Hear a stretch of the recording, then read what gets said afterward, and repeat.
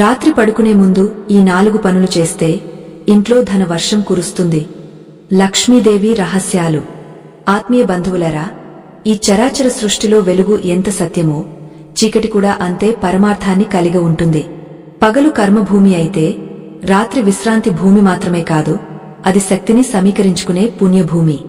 మనం పగలు చేసే కష్టానికి ఫలితం దక్కాలన్నా, మన ఇంట్లో లక్ష్మీదేవి అడుగు పెట్టాలన్నా, మనం రాత్రి నిద్రపోయే ముందు చేసే పనులే మన తలరాతను నిర్ణయిస్తాయని మీకు తెలుసా? చాలా మంది అనుకుంటారు కష్టపడితే ధనం వస్తుందని. కాని శాస్త్రం చెబుతోంది కేవలం శ్రమ వల్లనే సంపద రాదు. ఆ సంపదను ఆకర్షించే సంస్కారం మన దైనందిన జీవితంలో ఉండాలి. ముఖ్యంగా సూర్యాస్తమయం తర్వాత మనం పాటించే నియమాలు మన దారిద్ర్యాన్ని తరిమికొట్టి అఖండ ఐశ్వర్యాన్ని ప్రసాదిస్తాయి. ఈ రోజు మనం చెప్పుకోబోయే ఈ రహస్యాలు సామాన్యమైనవి కావు.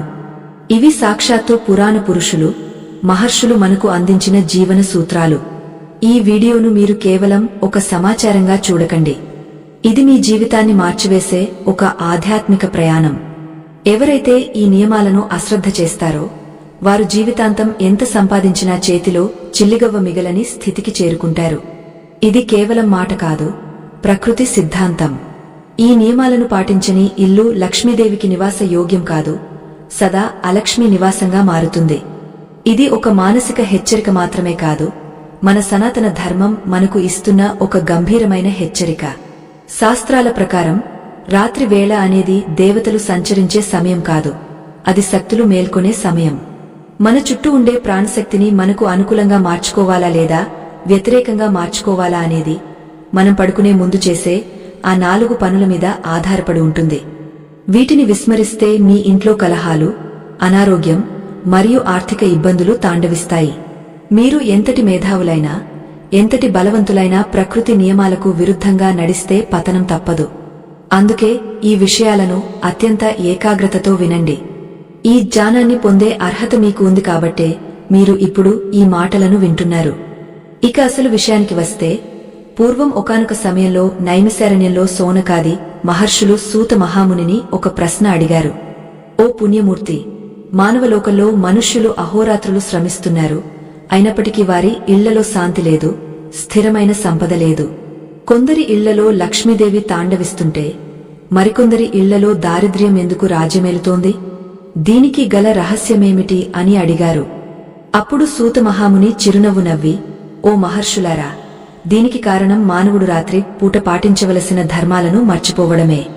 ఏ ఇల్లు అయితే రాత్రి పడుకునే ముందు 4 పవిత్రమైన పనులను నిర్వహిస్తుందో అక్కడ లక్ష్మీదేవి స్వయంగా వచ్చి కొలువు తీరుతుంది అని చెప్పారు. ఆ కథ ఏమిటో, ఆ 4 రహస్య కృత్యాలు ఏమిటో తెలుసుకోవాలంటే మనం కాలచక్రంలో వెనక్కి వెళ్ళాలి. అది ఒకానొక పవిత్రమైన సమయం. హిమవత్పర్వతాల మీద పార్వతీ పరమేశ్వరులు ఏకాంతంగా సంభాషించుకుంటున్న వేళ జగన్మాత అయిన పార్వతీదేవి లోక కళ్యాణం కోసం పరమశివుడిని ఒక రహస్యాన్ని అడుగుతుంది. స్వామి, సంసార సాగరంలో మునిగి తేలే మానవులకు తరించడానికి అనేక మార్గాలు ఉన్నాయి. కాని వారి భౌతిక అవసరాలు తీరి వారు సుఖంగా జీవించడానికి, ముఖ్యంగా లక్ష్మీ కటాక్షం పొంది దారిద్ర్యం నుండి విముక్తి పొందడానికి సులభమైన మార్గం ఏదైనా ఉందా అని అడుగుతుంది.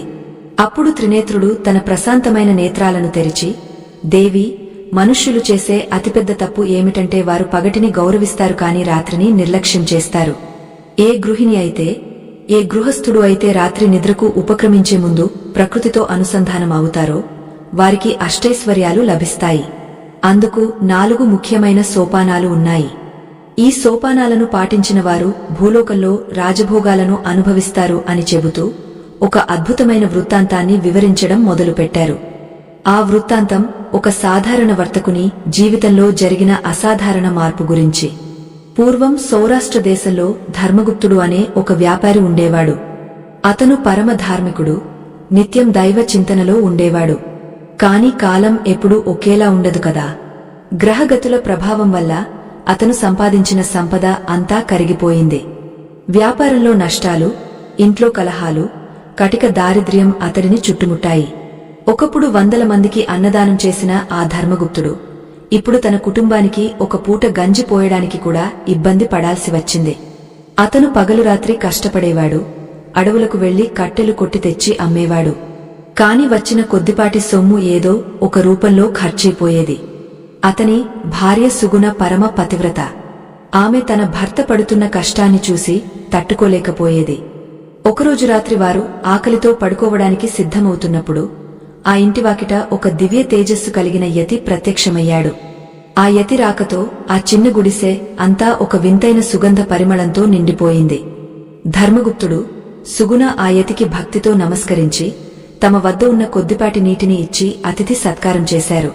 ఆ యతివారి పరిస్థితిని గమనించి, నాయనా ధర్మగుప్తా, నీవు పూర్వజన్మలో ఎంతో పుణ్యం చేశావు.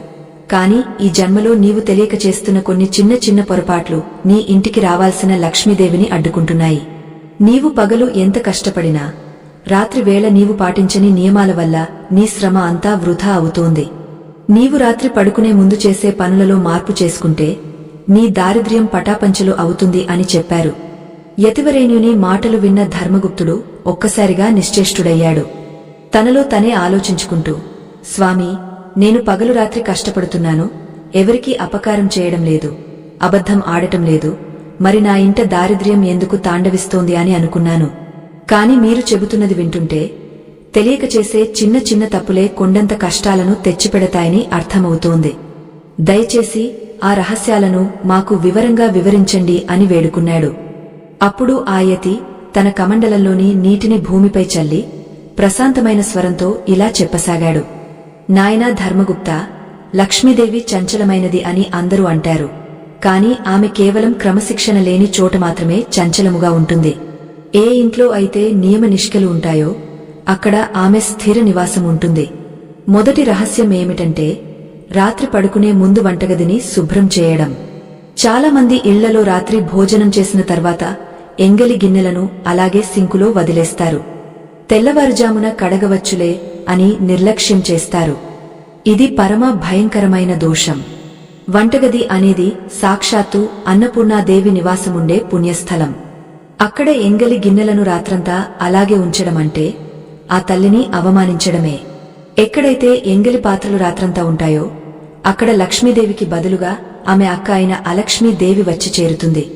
ఆ పాత్రల నుండి వెలువడే ప్రతికూల శక్తి ఆ ఇంట్లో ఉన్న మనుషుల మనస్సులపై ప్రభావం చూపుతుంది. దీనివల్ల అనారోగ్యం, అనవసరపు ఖర్చులు పెరుగుతాయి. వంటగదిలో అగ్ని దేవుడు నివసిస్తాడు. పగటిపూట మనం వంట చేసేటప్పుడు ఆ అగ్ని మనకు ఆహారాన్ని అందిస్తుంది. కాని రాత్రి వేళ ఆ వంటగదిని అపరిశుభ్రంగా వదిలేస్తే ఆ అగ్నిహోత్రుడు శపిస్తాడు. శుభ్రత లేని చోట దేవతలు నివసించరు. రాత్రిపూట వంటగదిని తుడిచి ఎంగలి గిన్నెలను శుభ్రం చేసి పాత్రలను బోర్లించి ఉంచాలి. ఇలా చేయడం వల్ల ఆ ఇల్లు ఒక దేవాలయంలా మారుతుంది. ఏ ఇంట్లో అయితే రాత్రి పడుకునే ముందు వంటగది తళతళలాడుతూ ఉంటుందో ఆ ఇంట్లోకి అర్ధరాత్రి వేళ లక్ష్మీదేవి ప్రవేశించి అనుగ్రహిస్తుంది. ఆ తల్లి శాంత స్వభావురాలు, పరిశుభ్రత ప్రియురాలు. అపరిశుభ్రత ఉన్న చోట ఆమె ఒక్క క్షణం కూడా నిలబడదు. ఈ విషయాన్ని ధర్మగుప్తుడు ఎంతో ఆశ్చర్యంగా విన్నాడు. స్వామీ, మా ఇంట్లో పాత్రలను ఎప్పుడూ అలాగే వదిలేసేవాళ్లం. దానికి ఇంతటి ప్రాధాన్యత ఉంటుందని మేము అనుకోలేదు అని అన్నాడు. అప్పుడు యతి చిరునవ్వు నవ్వి, నాయనా, ఇది కేవలం బాహ్య శుద్ధి మాత్రమే కాదు, ఇది ఆంతరంగక శుద్ధికి కూడా సంకేతం. మనం తినే అన్నం మన బుద్ధిని నిర్ణయిస్తుంది. ఆ అన్నం తయారయ్యే చోటు అపవిత్రంగా ఉంటే ఆ ప్రభావం మన ఆలోచనల మీద పడుతుంది. అందుకే రాత్రి పడుకునే ముందు వంటగదిని శుద్ధి చేయడం అనేది ఒక యజ్ఞంలా భావించాలి. వంటగది శుభ్రంగా ఉంటే మనస్సు ప్రశాంతంగా ఉంటుంది. తద్వారా నిద్రలో మంచి కలలు వస్తాయి. పగలు చేసే పనిలో ఏకాగ్రత పెరుగుతుంది. ఇక రెండవ రహస్యం గురించి చెబుతాను విను. రాత్రి పడుకునే ముందు ఇంటి ప్రధాన ద్వారం వద్ద మరియు పూజాగదిలో చిన్న దీపాన్ని వెలిగించడం. చీకటి అనేది అజ్ఞానానికి, దారిద్ర్యానికి సంకేతం. రాత్రి వేళ ఇల్లు మొత్తం చీకటిగా ఉండకూడదు. ముఖ్యంగా సంధ్యా సమయం దాటిన తర్వాత పడుకోవడానికి ముందు ఇంటి గుమ్మం దగ్గర ఒక చిన్న దీపం వెలిగించి ఉంచాలి. ఇది ఇంటికి రక్షణ కవచంలా పనిచేస్తుంది. బాహ్య ప్రపంచంలో తిరుగుతున్న అనేక దుష్ట శక్తులు చీకటి ఉన్న చోట ప్రవేశించడానికి ప్రయత్నిస్తాయి. కాని ఎక్కడైతే వెలుగు ఉంటుందో అక్కడ ఆ శక్తులు దరిచేరలేవు. దీపం అంటే సాక్షాత్తు పరమాత్మ స్వరూపం. ఆ దీపపు వెలుగు లక్ష్మీదేవికి దారి చూపిస్తుంది. దీపం వెలిగించేటప్పుడు కేవలం వత్తిని వెలిగించడం మాత్రమే కాదు, మనలోని అహంకారాన్ని, భయాన్ని కూడా ఆ జ్యోతిలో దహనం చేయాలి. రాత్రి వేళ ఇంటి ముందు దీపం ఉండటం వల్ల పితృదేవతలు కూడా సంతోషిస్తారు. వారు తమ సంతతిని ఆశీర్వదిస్తారు. ఏ ఇంటిపై అయితే పితృదేవతల ఆశీస్సులు ఉంటాయో ఆ ఇంటికి తిరుగుండదు. పితృదోషాలు ఉన్నవారికి ఎంత సంపాదించినా కలిసిరాదు. కాని రాత్రి వేళ దీపారాధన చేసేవారికి ఆ దోషాలు తొలగిపోయి అఖండ ఐశ్వర్యం ప్రాప్తిస్తుంది. ఈ దీపం వల్ల ఇంట్లోని ప్రతికూల తరంగాలు నశించి సాత్వికమైన వాతావరణం ఏర్పడుతుంది. ఆ వాతావరణంలో లక్ష్మీదేవి నిరంతరం సంచరిస్తూ ఉంటుంది. ధర్మగుప్తుని భార్య సుగుణ ఈ మాటలను ఎంతో శ్రద్ధగా వింటోంది. ఆమె మనసులో ఒక సందేహం కలిగింది. మహాత్మా, రాత్రి వేళ దీపం వెలిగించడం వల్ల కలిగే ఫలితాన్ని వివరించారు. కాని మేము పేదవాళ్లం కదా, నూనె కొనే స్తోమత కూడా లేని సమయంలో ఏమి చేయాలి అని అడిగింది. యతి ఆమె భక్తిని చూసి సంతోషించి, అమ్మా, భగవంతుడికి కావలసింది భక్తి కాని వస్తువులు కాదు. నీ వద్ద నూనె లేకపోతే కనీసం మనసులోనే పరమాత్మను జ్యోతి రూపంలో ధ్యానించు. లేదా ఒక చిన్న మట్టి ప్రమిదలో కొద్దిగా కర్పూరాన్ని వెలిగించు. అది కూడా వీలు కాకపోతే నీ ఇంటి ముందు ఉన్న చీకటిని పారద్రోలడానికి ఒక చిన్న వెలుగును ఉంచు. భక్తితో సమర్పించే ఒక చిన్న పువ్వు కూడా అపారమైన ఫలితాన్ని ఇస్తుంది. ముఖ్యంగా రాత్రి పడుకునే ముందు మన ఇంటిని లక్ష్మీదేవి నివాసానికి సిద్ధం చేయాలి. ఆ యతి ఇంకా ఇలా కొనసాగించాడు. నాయనా ధర్మగుప్తా, చాలా మంది రాత్రి వేళ తమ ఇంటి గుమ్మం వద్ద చెప్పులను, అపవిత్రమైన వస్తువులను పడేస్తారు. ఇది లక్ష్మీదేవిని ఇంటి బయటే ఆపివేయడం వంటిది. ఇంటి సింహద్వారం అనేది ఒక దేవతా స్వరూపం. రాత్రి వేళ ఆ ద్వారం వద్ద ఎటువంటి ఆటంకాలు ఉండకూడదు. మురికి బట్టలు, విరిగిన సామాన్లు లేదా చెత్తను ఇంటి ముందు ఉంచడం వల్ల దారిద్ర్యం ఇంట్లోకి ఆహ్వానించబడుతుంది. పడుకునే ముందు ఇంటి ముందర ఉన్న ప్రాంతాన్ని కూడా శుభ్రంగా ఉంచుకోవాలి. ఇది 3వ రహస్యానికి పునాది. మనం నిద్రపోయే ముందు మన పరిసరాలను ఎలా ఉంచుకుంటామో మన భవిష్యత్తు కూడా అలాగే ఉంటుంది. ప్రకృతి మనకు ఇచ్చే సంకేతాలను మనం అర్థం చేసుకోవాలి. ఈ నియమాలన్నీ వింటుంటే ధర్మగుప్తుడికి తన జీవితంలో చేసిన తప్పులు ఒక్కొక్కటిగా గుర్తుకు వస్తున్నాయి. అతను పగలు ఎంతో కష్టపడినా రాత్రి వేళ ఈ చిన్న విషయాలను ఎప్పుడూ గమనించలేదు. అపరిశుభ్రమైన వాతావరణంలో గందరగోళమైన ఆలోచనలతో నిద్రపోవడం వల్ల అతని మనస్సులో ఎప్పుడూ ఏదో ఒక ఆందోళన ఉండేది. ఆందోళన వల్ల అతను చేసే పనులలో తప్పులు జరిగేవి. ఆ తప్పులే ఆర్థిక నష్టాలకు దారితీశాయి. ఇప్పుడు ఆ యతి చెబుతున్న మాటలు అతనిలో ఒక కొత్త ఆశను, ఉత్సాహాన్ని నింపుతున్నాయి. కేవలం శ్రమ మాత్రమే కాదు, సంస్కారం కూడా అవసరమని అతను గ్రహించాడు. ఆ యతి ముఖం నుండి వెలువడుతున్న ఆ దివ్య తేజస్సు అతనికి ఒక కొత్త మార్గాన్ని చూపిస్తోంది. యతివరేణ్యుడు తన ప్రసంగాన్ని ఆపకుండా ధర్మగుప్తుని వైపు చూసి ఇలా అన్నాడు. నాయనా, ఇంకా 2 అతి ముఖ్యమైన విషయాలు ఉన్నాయి. ఈ 4 పనులు ఎవరైతే క్రమం తప్పకుండా పాటిస్తారో వారి ఇంట్లో ధనవర్షం కురవడం ఖాయం. ఇది నా మాట కాదు, శాస్త్రవాక్కు. లక్ష్మీదేవి రహస్యాలు తెలుసుకోవడం ఒక ఎత్తు అయితే వాటిని ఆచరించడం మరొక ఎత్తు. ఇప్పటి వరకు నీవు తెలుసుకున్నది కేవలం ప్రారంభం మాత్రమే. అసలైన రహస్యం నీ నిద్రలో, నీవు పడుకునే విధానంలో దాగ ఉంది. ఆ రహస్యం ఏమిటో, దాని వెనుక ఉన్న ఆధ్యాత్మిక సత్యం ఏమిటో ఇప్పుడు వివరిస్తాను, జాగ్రత్తగా విను.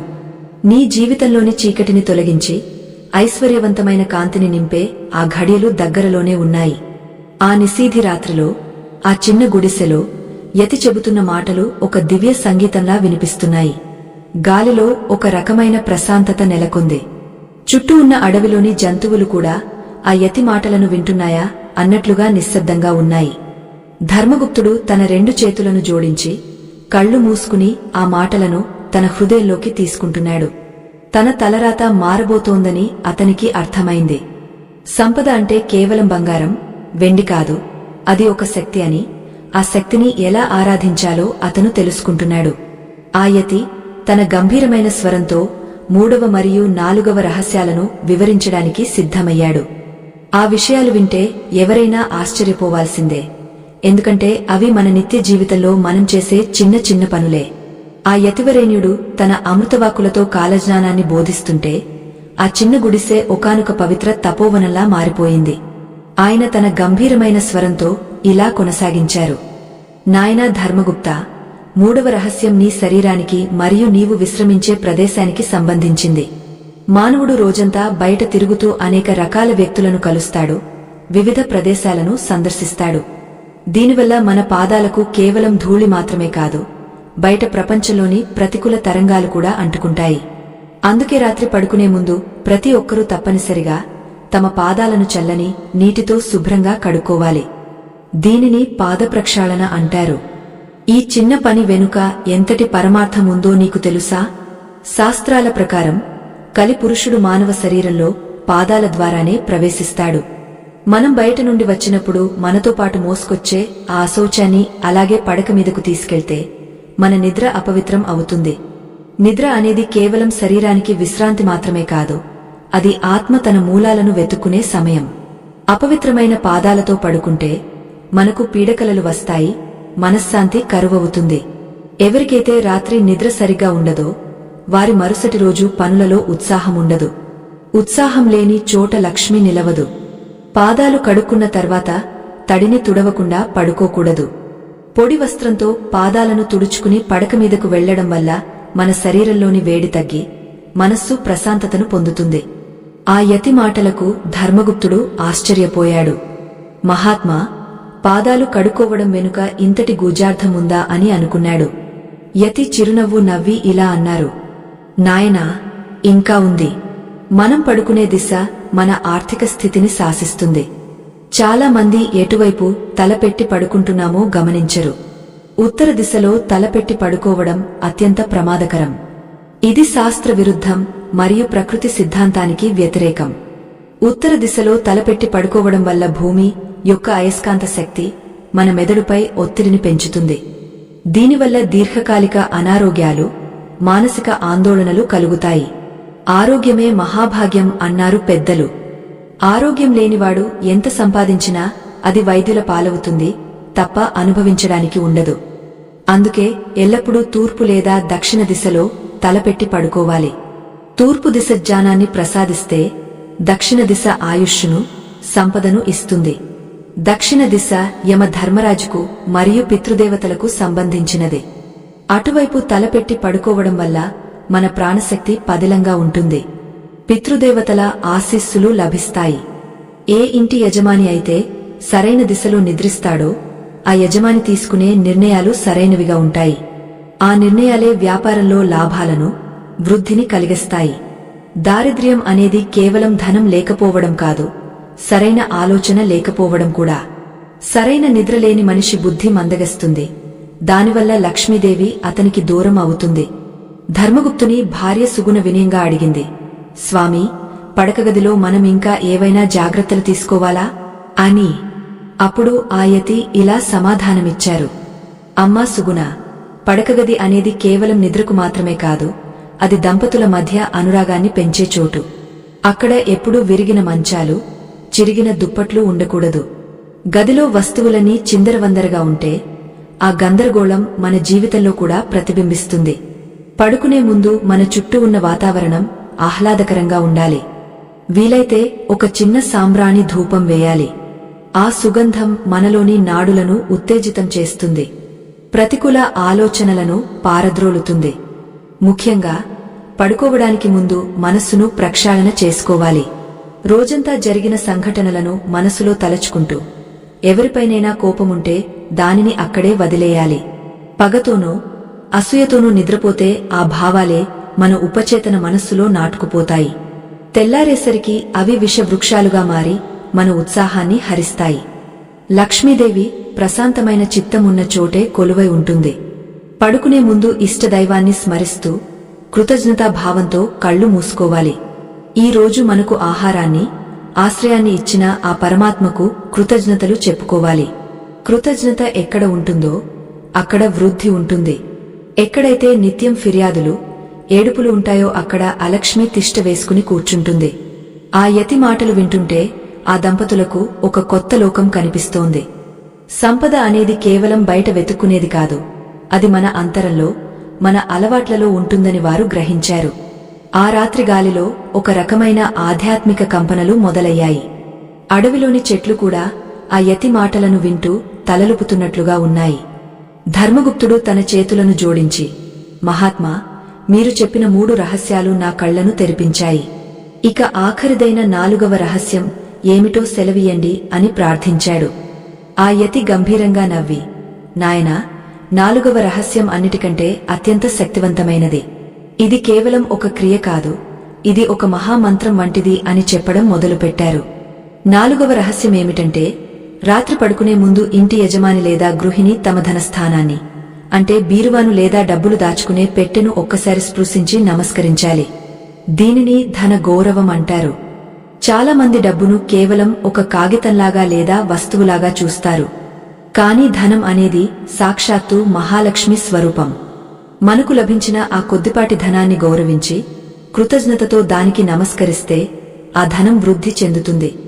ధనాన్ని ఎక్కడ పడితే అక్కడ పడేయడం, లెక్కపెట్టేటప్పుడు ఉమ్మితో తడపడం వంటి పనులు లక్ష్మీదేవికి ఆగ్రహం కలిగిస్తాయి.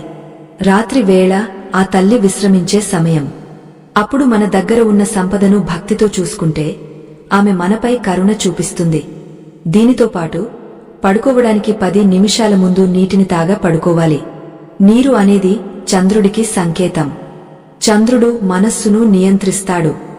రాత్రి వేళ మన శరీరంలోని జలతత్వం సరిగా ఉంటే మన ఆలోచనలు నియంత్రణలో ఉంటాయి. ధనం సంపాదించడానికి కావలసిన మానసిక స్థైర్యం నీటి తత్వం నుండి లభిస్తుంది. ఈ 4 పనులు అంటే వంటగది శుభ్రత, ద్వారదీపం, దిశ జ్ఞానంతో కూడిన నిద్ర మరియు ధన గౌరవం. ఇవి ఎవరైతే నిత్యం ఆచరిస్తారో వారి ఇల్లు సముద్రమంత సంపదతో తులతూగుతుంది. వారి వంశం వృద్ధి చెందుతుంది. అకాల మరణాలు, అప్పుల బాధలు దరిచేరవు. ఇది ముమ్మాటికి నిజమని యతి ఉద్ఘాటించారు. ఆ యతి మాటలు పూర్తి కాగానే ఆకాశం నుండి ఒక మెరుపు మెరిసింది. ఆ వెలుగులో ఆ యతి ముఖం కోటి సూర్యుల ప్రభతో వెలిగిపోయింది. ధర్మగుప్తుడు, సుగుణ ఆ తేజస్కు తట్టుకోలేక కళ్ళు మూసుకున్నారు. వారు తిరిగి కళ్ళు తెరిచి చూసేసరికి ఆ యతి అక్కడ లేరు. కాని ఆ గుడిసె నిండా ఒక దివ్యమైన సుగంధం మాత్రం అలాగే మిగిలి ఉంది. వారు, ఇది సామాన్యమైన మనిషి చెప్పిన మాటలు కావు, సాక్షాత్తు ఆ పరమేశ్వరుడే యతి రూపంలో వచ్చి తమను అనుగ్రహించాడని భావించారు. ఆ రాత్రి నుండే వారు ఆ 4 నియమాలను పాటించడం మొదలుపెట్టారు. దారిద్ర్యంతో అల్లాడిపోతున్న వారి జీవితంలో ఒక అద్భుతమైన మార్పు మొదలైంది. ఆ మార్పు ఏమిటో, లక్ష్మీదేవి వారిని ఎలా కరుణించిందో మనం ఆశ్చర్యపోయే విషయాలు ముందు ముందు ఉన్నాయి. ఆ నిశీధిలో ప్రకృతి అంతా ఒక నిశ్శబ్ద ప్రార్థనలో మునిగిపోయింది. ధర్మగుప్తుడు తన భార్యతో కలిసి ఆ రాత్రి వంటగదిని శుభ్రం చేశాడు. ఒక చిన్న మట్టి ప్రమిదలో దీపాన్ని వెలిగించి గుమ్మం వద్ద ఉంచాడు. మనసులో ఎంతో కాలంగా ఉన్న భయాలు, ఆందోళనలు మంచులా కరిగిపోవడం అతను గమనించాడు. అతను దక్షిణ దిశలో తలపెట్టి పడుకున్నప్పుడు ఇంతకుముందు ఎప్పుడూ లేని ఒక ప్రశాంతత అతన్ని ఆవహించింది. ఆ నిద్రలో అతనికి ఒక అద్భుతమైన కల వచ్చింది. ఆ కలలో ఒక దివ్యమైన స్త్రీ మూర్తి బంగారు వస్త్రాలు ధరించి పద్మము మీద కూర్చుని చిరునవ్వు చిందిస్తూ కనిపించింది. ఆమె చేతి నుండి బంగారు నాణేలు వర్షంలా కురుస్తున్నాయి. ఆ దృశ్యం అతనికి ఒక కొత్త ఉత్సాహాన్ని, ఆశను ఇచ్చింది. ఆ కల ధర్మగుప్తునిలో ఒక నూతన ఉత్తేజాన్ని నింపింది. తెల్లవారుజామునే మేల్కొన్న అతను తన శరీరంలో ఒక వింతైన తేలికదనాన్ని గమనించాడు. గతంలో నిద్రలేవగానే ఉండే బద్ధకం, మనసులో ఉండే అశాంతి ఇప్పుడు మచ్చుకైనా లేవు. తన భార్య సుగుణ కూడా ఎంతో ఉత్సాహంగా పనులు చేసుకోవడం చూసి అతను ఆశ్చర్యపోయాడు. ఆ చిన్న గుడిసె ఇప్పుడు కేవలం ఒక నివాసంలా లేదు, ఒక పవిత్రమైన ఆలయంలా వెలిగిపోతోంది. రాత్రివారు వంటగదిని శుభ్రం చేయడం వల్ల ఆ ప్రదేశం నుండి ఒక రకమైన సాత్విక ప్రకంపనలు వెలువడుతున్నాయి. అన్నపూర్ణాదేవి అనుగ్రహం ఆ ఇంట్లో నిండి ఉందని వారికి స్పష్టంగా అర్థమైంది. ధర్మగుప్తుడు తన భార్యతో కలిసి ఆ యతివరేణ్యుడు చెప్పిన మాటల గురించి చర్చించాడు. సుగుణ, మనం ఇన్నాళ్లు ఎంతో కష్టపడ్డాము కాని లక్ష్మీదేవిని ఎలా ఆహ్వానించాలో మనకు తెలియలేదు. ఆ యతి రూపంలో వచ్చింది సాక్షాత్తు ఆ పరమేశ్వరుడే అని నా అంతరాత్మ చెబుతోంది. కేవలం రాత్రిపూట మనం చేసిన ఆ చిన్న మార్పులే మన మనసులను ఇంతగా ప్రశాంతపరిచాయంటే ఇక ముందు ముందు ఎంతటి అద్భుతాలు జరుగుతాయో కదా అని అన్నాడు. సుగుణ కూడా ఆనందంతో కళ్ళు చెమ్మగిల్లగా, నాథా, ఆ దీపపు వెలుగులో నాకు ఏదో తెలియని ధైర్యం కలిగింది. దారిద్ర్యం అనేది మన ఇంటిని వదిలి వెళ్లిపోతోందని నాకు అనిపిస్తోంది అని పలికింది. అదే రోజు ఉదయం ధర్మగుప్తుడు తన నిత్యకృత్యాలను ముగించుకుని అడవికి వెళ్లడానికి సిద్ధమయ్యాడు. అయితే ఈసారి అతనిలో ఎప్పుడూ ఉండే నిరాశ లేదు. భగవంతునిపై భారవేసి ఆ యతి చెప్పిన సూత్రాలను మనసులో తలచుకుంటూ నడక సాగించాడు. దారిలో అతనికి ఒక వృద్ధ వర్తకుడు కనిపించాడు. ఆ వర్తకుడి బండి చక్రం బురదలో ఇరుక్కుపోయి ఉంది. చుట్టూ ఎవరూ లేని ఆ సమయంలో ధర్మగుప్తుడు ఏమాత్రం ఆలోచించకుండా ముందుకు వెళ్లి తన సర్వశక్తిని ఒడ్డి ఆ బండిని బయటకు తీశాడు. ఆ వృద్ధ వర్తకుడు ధర్మగుప్తుని చూసి ఎంతో సంతోషించాడు. నాయనా, నీ సాయం వెలకట్టలేనిదే. ఈ రోజుల్లో నీలాంటి నిస్వార్థపరులు అరుదుగా ఉంటారు అని మెచ్చుకున్నాడు. ఆ వర్తకుడు ఎవరో కాదు, ఆ రాజ్యంలోని అతిపెద్ద వ్యాపారులలో ఒకడు. అతను ధర్మగుప్తుని నిజాయితీని, శక్తిని గమనించి, నాయనా, నాకు వ్యాపారంలో నమ్మకమైన వ్యక్తులు కావాలి. నీవు నా దగ్గర మేనేజరుగా పనిచేస్తావా? నీకు తగిన వేతనం మరియు నివాసం కల్పిస్తాను అని ప్రతిపాదించాడు. ధర్మగుప్తుడికి ఇది సాక్షాత్తు ఆ లక్ష్మీదేవి పంపిన అవకాశంగా అనిపించింది. అతను వినయంగా ఆ అవకాశాన్ని అంగీకరించాడు. ఆ రోజు నుండి అతని జీవితం ఒక్కసారిగా మలుపు తిరిగింది. కాని అతను తన గతాన్ని మర్చిపోలేదు. యతి చెప్పిన ఆ 4 నియమాలను అతను ప్రతి రాత్రి క్రమం తప్పకుండా పాటించేవాడు. కాలం వేగంగా గడుస్తోంది. ధర్మగుప్తుడు తన కష్టంతో, నిజాయితీతో ఆ వర్తకుడి నమ్మకాన్ని గెలుచుకున్నాడు. అతనికి రావాల్సిన ఆదాయం పెరిగింది. ఇంట్లో సుఖ సంతోషాలు వెల్లివిరిశాయి. అయితే సంపద పెరిగే కొద్దీ మనిషిలో అహంకారం కూడా పెరుగుతుంది. కాని ధర్మగుప్తుడు మాత్రం ప్రతి రాత్రి పడుకునే ముందు వంటగదిని తానే స్వయంగా శుభ్రం చేసేవాడు. తన భార్యకు ఆ పనిలో సాయం చేసేవాడు. ఇంటి ముందర దీపం పెట్టడం, పాదాలను కడుక్కుని సరైన దిశలో నిద్రించడం మరియు తన దగ్గర ఉన్న ధనాన్ని భక్తితో నమస్కరించడం అతను ఎప్పుడూ మర్చిపోలేదు. ఒకరోజు రాత్రి ధర్మగుప్తుడు తన గదిలో ధనపేటికకు నమస్కరిస్తుండగా అతనికి ఒక సందేహం కలిగింది. మనం ఈ పనులు చేస్తున్నాం కాబట్టే ధనం వస్తోందా, లేక ఇది కేవలం ఒక నమ్మకమా అని ఆలోచించాడు. సరిగ్గా అదే సమయంలో గాలికి కిటికీలు దడదడలాడాయి. గదిలో వెలుగుతున్న దీపం ఒక్కసారిగా పెద్దదైంది. ఆ వెలుగులో అతనికి ఒక నీడ కనిపించింది. అది ఒక వికృతమైన రూపం. ఆ రూపం ఎవరో కాదు, అలక్ష్మీదేవి. ఆమె అతని వైపు చూసి, ఓ ధర్మగుప్తా, నేను నీ ఇంటిలోకి ప్రవేశించడానికి ఎన్నో రోజులుగా ప్రయత్నిస్తున్నాను. కాని నీవు పెట్టిన ఆ దీపం, నీవు పాటిస్తున్న ఆ శుభ్రత నన్ను లోపలికి రానివ్వడం లేదు అని గర్జించింది. అలక్ష్మీదేవి మాటలు విని ధర్మగుప్తుడు వణికిపోయాడు. కాని వెంటనే తేరుకుని, అమ్మా, నీవు దారిద్ర్య దేవతవు కదా, నా ఇంట్లో నీకు చోటు లేదు. నేను మహాలక్ష్మిని నమ్ముకున్నాను అని ధైర్యంగా చెప్పాడు. అప్పుడు అలక్ష్మి వికటంగా నవ్వి, నాయనా, మహాలక్ష్మి ఎక్కడ ఉంటుందో నేను అక్కడ ఉండలేను అన్నది నిజమే. కాని నీవు ఎప్పుడైతే ఈ నియమాలను పాటించడం ఆపేస్తావో, ఎప్పుడైతే నీవు అహంకారంతో నీ పాదాలను కడుక్కోకుండా పడక మీదకు వెళ్తావో, అప్పుడు నేను నీ బుద్ధిలో ప్రవేశిస్తాను. అప్పుడు నీ సంపద అంతా కరిగిపోతుంది. నీవు మళ్లీ ఆ పాత గుడిసెకే చేరుకుంటావు అని హెచ్చరించి మాయమైపోయింది. ఈ సంఘటన ధర్మగుప్తుడిని మరింత అప్రమత్తం చేసింది. సంపద రావడం కంటే వచ్చిన సంపదను నిలుపుకోవడం చాలా కష్టమని అతనికి అర్థమైంది. ఆ రాత్రి పడుకునే ముందు అతను యతి చెప్పిన మాటలను మళ్లీ మళ్లీ మననం చేసుకున్నాడు. వంటగదిలో ఎంగలి పాత్రలు ఉండటం అంటే అది అలక్ష్మికి ఆహ్వానం పలకడమే. ఇంటి ముందు దీపం లేకపోవడం అంటే చీకటి శక్తులకు దారి చూపడమే. పాదాలను కడగకపోవడం అంటే కలిపురుషుడిని ఆహ్వానించడమే. ఈ 4 రహస్యాలు కేవలం ధనం కోసం మాత్రమే కాదు, మన ఇంటి ఆత్మను రక్షించుకోవడానికి అని అతను గ్రహించాడు. ధర్మగుప్తుడు తన భార్యతో కలిసి ఒక నిర్ణయం తీసుకున్నాడు. ఈ రహస్యాలను కేవలం తామే పాటించడం కాదు, ఊరిలో ఉన్న వారందరికీ తెలియజేయాలి అని అనుకున్నారు. ఎందుకంటే లోకంలో చాలా మంది తెలియక దారిద్ర్యంలో మగ్గిపోతున్నారు. వారు పగలు ఎంత కష్టపడినా రాత్రి వేళ చేసే పొరపాట్ల వల్ల వారి శ్రమ అంతా బూడిదలో పోసిన పన్నీరు అవుతోంది. కాని ఈ రహస్యాలను అందరికీ చెప్పడం అంత సులభం కాదు. ఎందుకంటే జనం సులభంగా నమ్మరు. వారికి ఏదైనా ఒక అద్భుతం కనిపిస్తేనే గాని మారుతున్న కాలానికి అనుగుణంగా తమ అలవాట్లను మార్చుకోరు. ఆ సమయంలో ఆ గ్రామంలో ఒక పెద్ద విపత్తు సంభవించింది. ఊరిలో ఉన్న బావులన్నీ ఎండిపోయాయి, పంటలు పండటం లేదు. ప్రజలందరూ ఆకలితో అలమటిస్తున్నారు. ధర్మగుప్తుడు తన దగ్గర ఉన్న ధనాన్ని ప్రజలకు పంచడం మొదలుపెట్టాడు. కాని అది ఎంతకాలం సరిపోతుంది? అప్పుడు అతను ప్రజలందరినీ పిలిచి, ఓ గ్రామస్తులారా, మన ఊరిపై అలక్ష్మి కన్ను పడింది.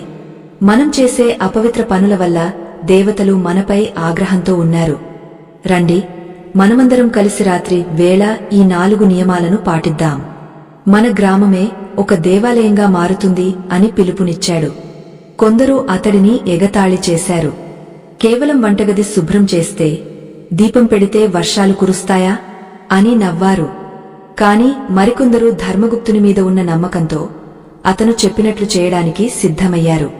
ఆ రాత్రి గ్రామంలోని సగం ఇళ్లలో దీపాలు వెలిగాయి. వంటగదులు శుభ్రపడ్డాయి. జనం తమ పాదాలను కడుక్కుని భగవంతుని స్మరిస్తూ నిద్రపోయారు.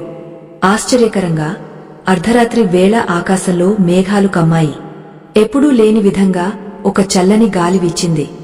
ప్రకృతిలో ఏదో ఒక గొప్ప మార్పు చోటు చేసుకోబోతోందని అందరికీ అర్థమైంది. ఆ రాత్రి ధర్మగుప్తుడు తన గదిలో కూర్చుని ధ్యానం చేస్తుండగా అతనికి మళ్లీ ఆ యతివరేణ్యుడి కంఠస్వరం వినిపించింది. నాయనా ధర్మగుప్తా, నీవు కేవలం నీ గురించి మాత్రమే కాకుండా లోక కళ్యాణం కోసం ఆలోచిస్తున్నావు. నీ ఈ సంకల్పం లక్ష్మీదేవికి ఎంతో నచ్చింది. ఎక్కడైతే 10 మంది కలిసి శుభ్రతను, భక్తిని పాటిస్తారో అక్కడ సంపద వర్షం కురుస్తుంది. అయితే జాగ్రత్త, ఈ ప్రయాణంలో నీకు అనేక పరీక్షలు ఎదురవుతాయి. ఆ పరీక్షలను నీవు ఎలా ఎదుర్కొంటావో దానిపైనే నీ గ్రామ భవిష్యత్తు ఆధారపడి ఉంటుంది అని ఆ వాణి హెచ్చరించింది. ఆ పరీక్షలు ఏమిటి? ధర్మగుప్తుడు ఆ గ్రామాన్ని ఎలా కాపాడాడు అన్నది మనం తెలుసుకోవాలి. ఆ గంభీరమైన హెచ్చరిక విన్న ధర్మగుప్తుడి హృదయం ఒక్కసారిగా భారమైంది. ప్రకృతి కరుణించి మేఘాలు కమ్మాయిగాని ఆ మేఘాల వెనుక దాగ ఉన్న గండమేమిటో అతనికి అర్థం కాలేదు. అకస్మాత్తుగా ఆకాశం నుండి చినుకులు కురవడం మొదలైంది. ఆ చినుకులు భూమిని తాకగానే ఒక వింతైన సుగంధం ఊరంతా వ్యాపించింది. జనం ఆనందంతో వీధుల్లోకి వచ్చి నాట్యం చేయడం మొదలుపెట్టారు. కాని ధర్మగుప్తుడు మాత్రం ఆ యతి చెప్పిన మాటలను తలచుకుంటూ తన గడప వద్దే నిలబడ్డాడు. లక్ష్మీదేవి అనుగ్రహం పొందేటప్పుడు వచ్చే ఆటంకాలు కూడా అంతే బలంగా ఉంటాయని అతనికి తెలుసు. గ్రామ ప్రజలందరూ ఆ వర్షంలో తడుస్తూ ఆనందపడుతుండగా ఊరి పెద్ద ఒకరు ధర్మగుప్తుని వద్దకు వచ్చారు.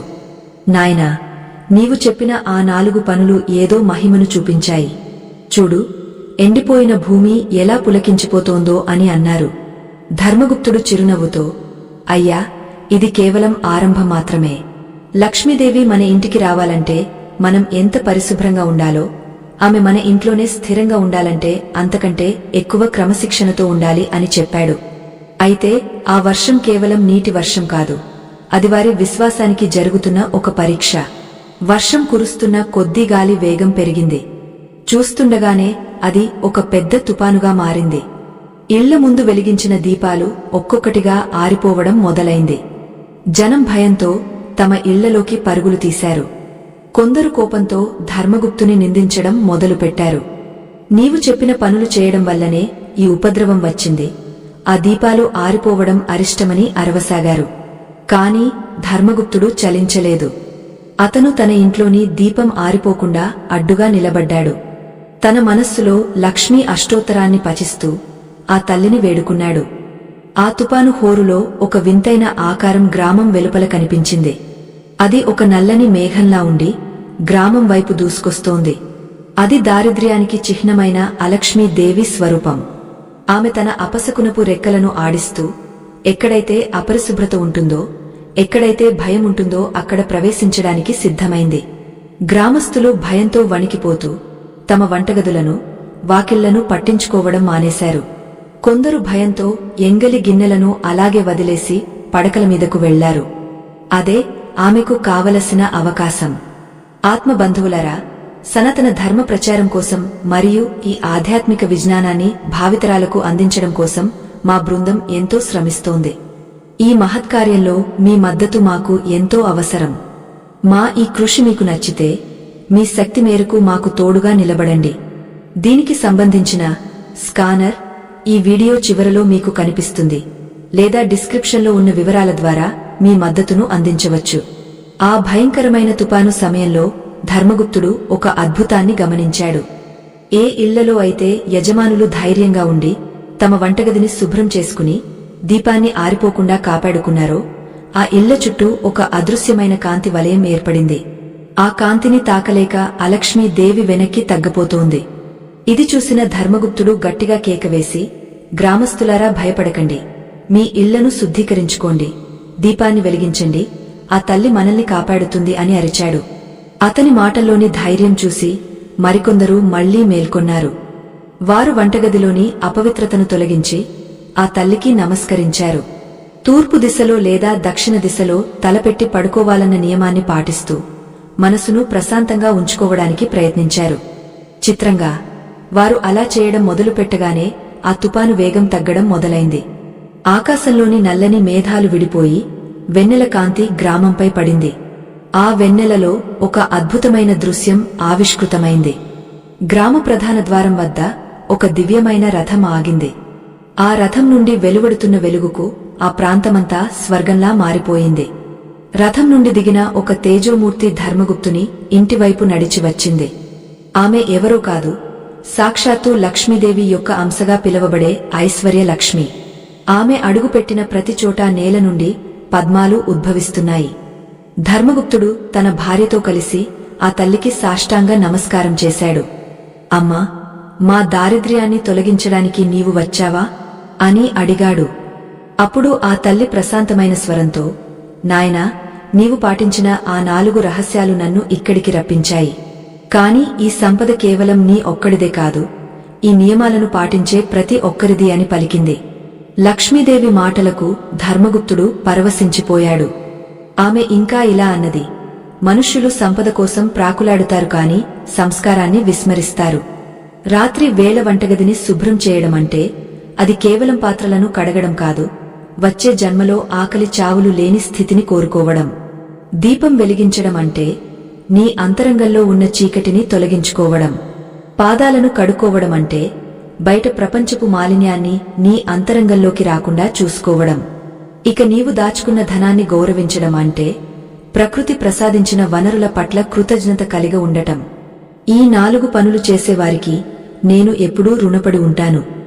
వారు నన్ను పిలవాల్సిన పనిలేదు, నేనే వారి వెతుక్కుంటూ వస్తాను. కాని ఒక్కటి గుర్తుంచుకో, ధనం రాగానే అహంకారం కూడా వస్తుంది. ఆ అహంకారం నీలో ప్రవేశించిన క్షణమే నీవు ఈ నియమాలను విస్మరిస్తావు. అప్పుడు మళ్లీ దారిద్ర్యం నీ తలుపు తడుతుంది. అందుకే నిరంతరం అప్రమత్తంగా ఉండాలి అని హెచ్చరించింది. ఆ తల్లి దీవెనలతో ధర్మగుప్తుని ఇల్లు అష్టైశ్వర్యాలతో నిండిపోయింది. ఊరిలోని ప్రజలందరికీ కూడా తగినంత ధాన్యము, సంపద లభించాయి. గ్రామం అంతా ఇప్పుడు ఒక కొత్త వెలుగుతో ప్రకాశిస్తోంది. ప్రజలు ఒకరినొకరు గౌరవించుకోవడం, పరిశుభ్రతను పాటించడం నేర్చుకున్నారు.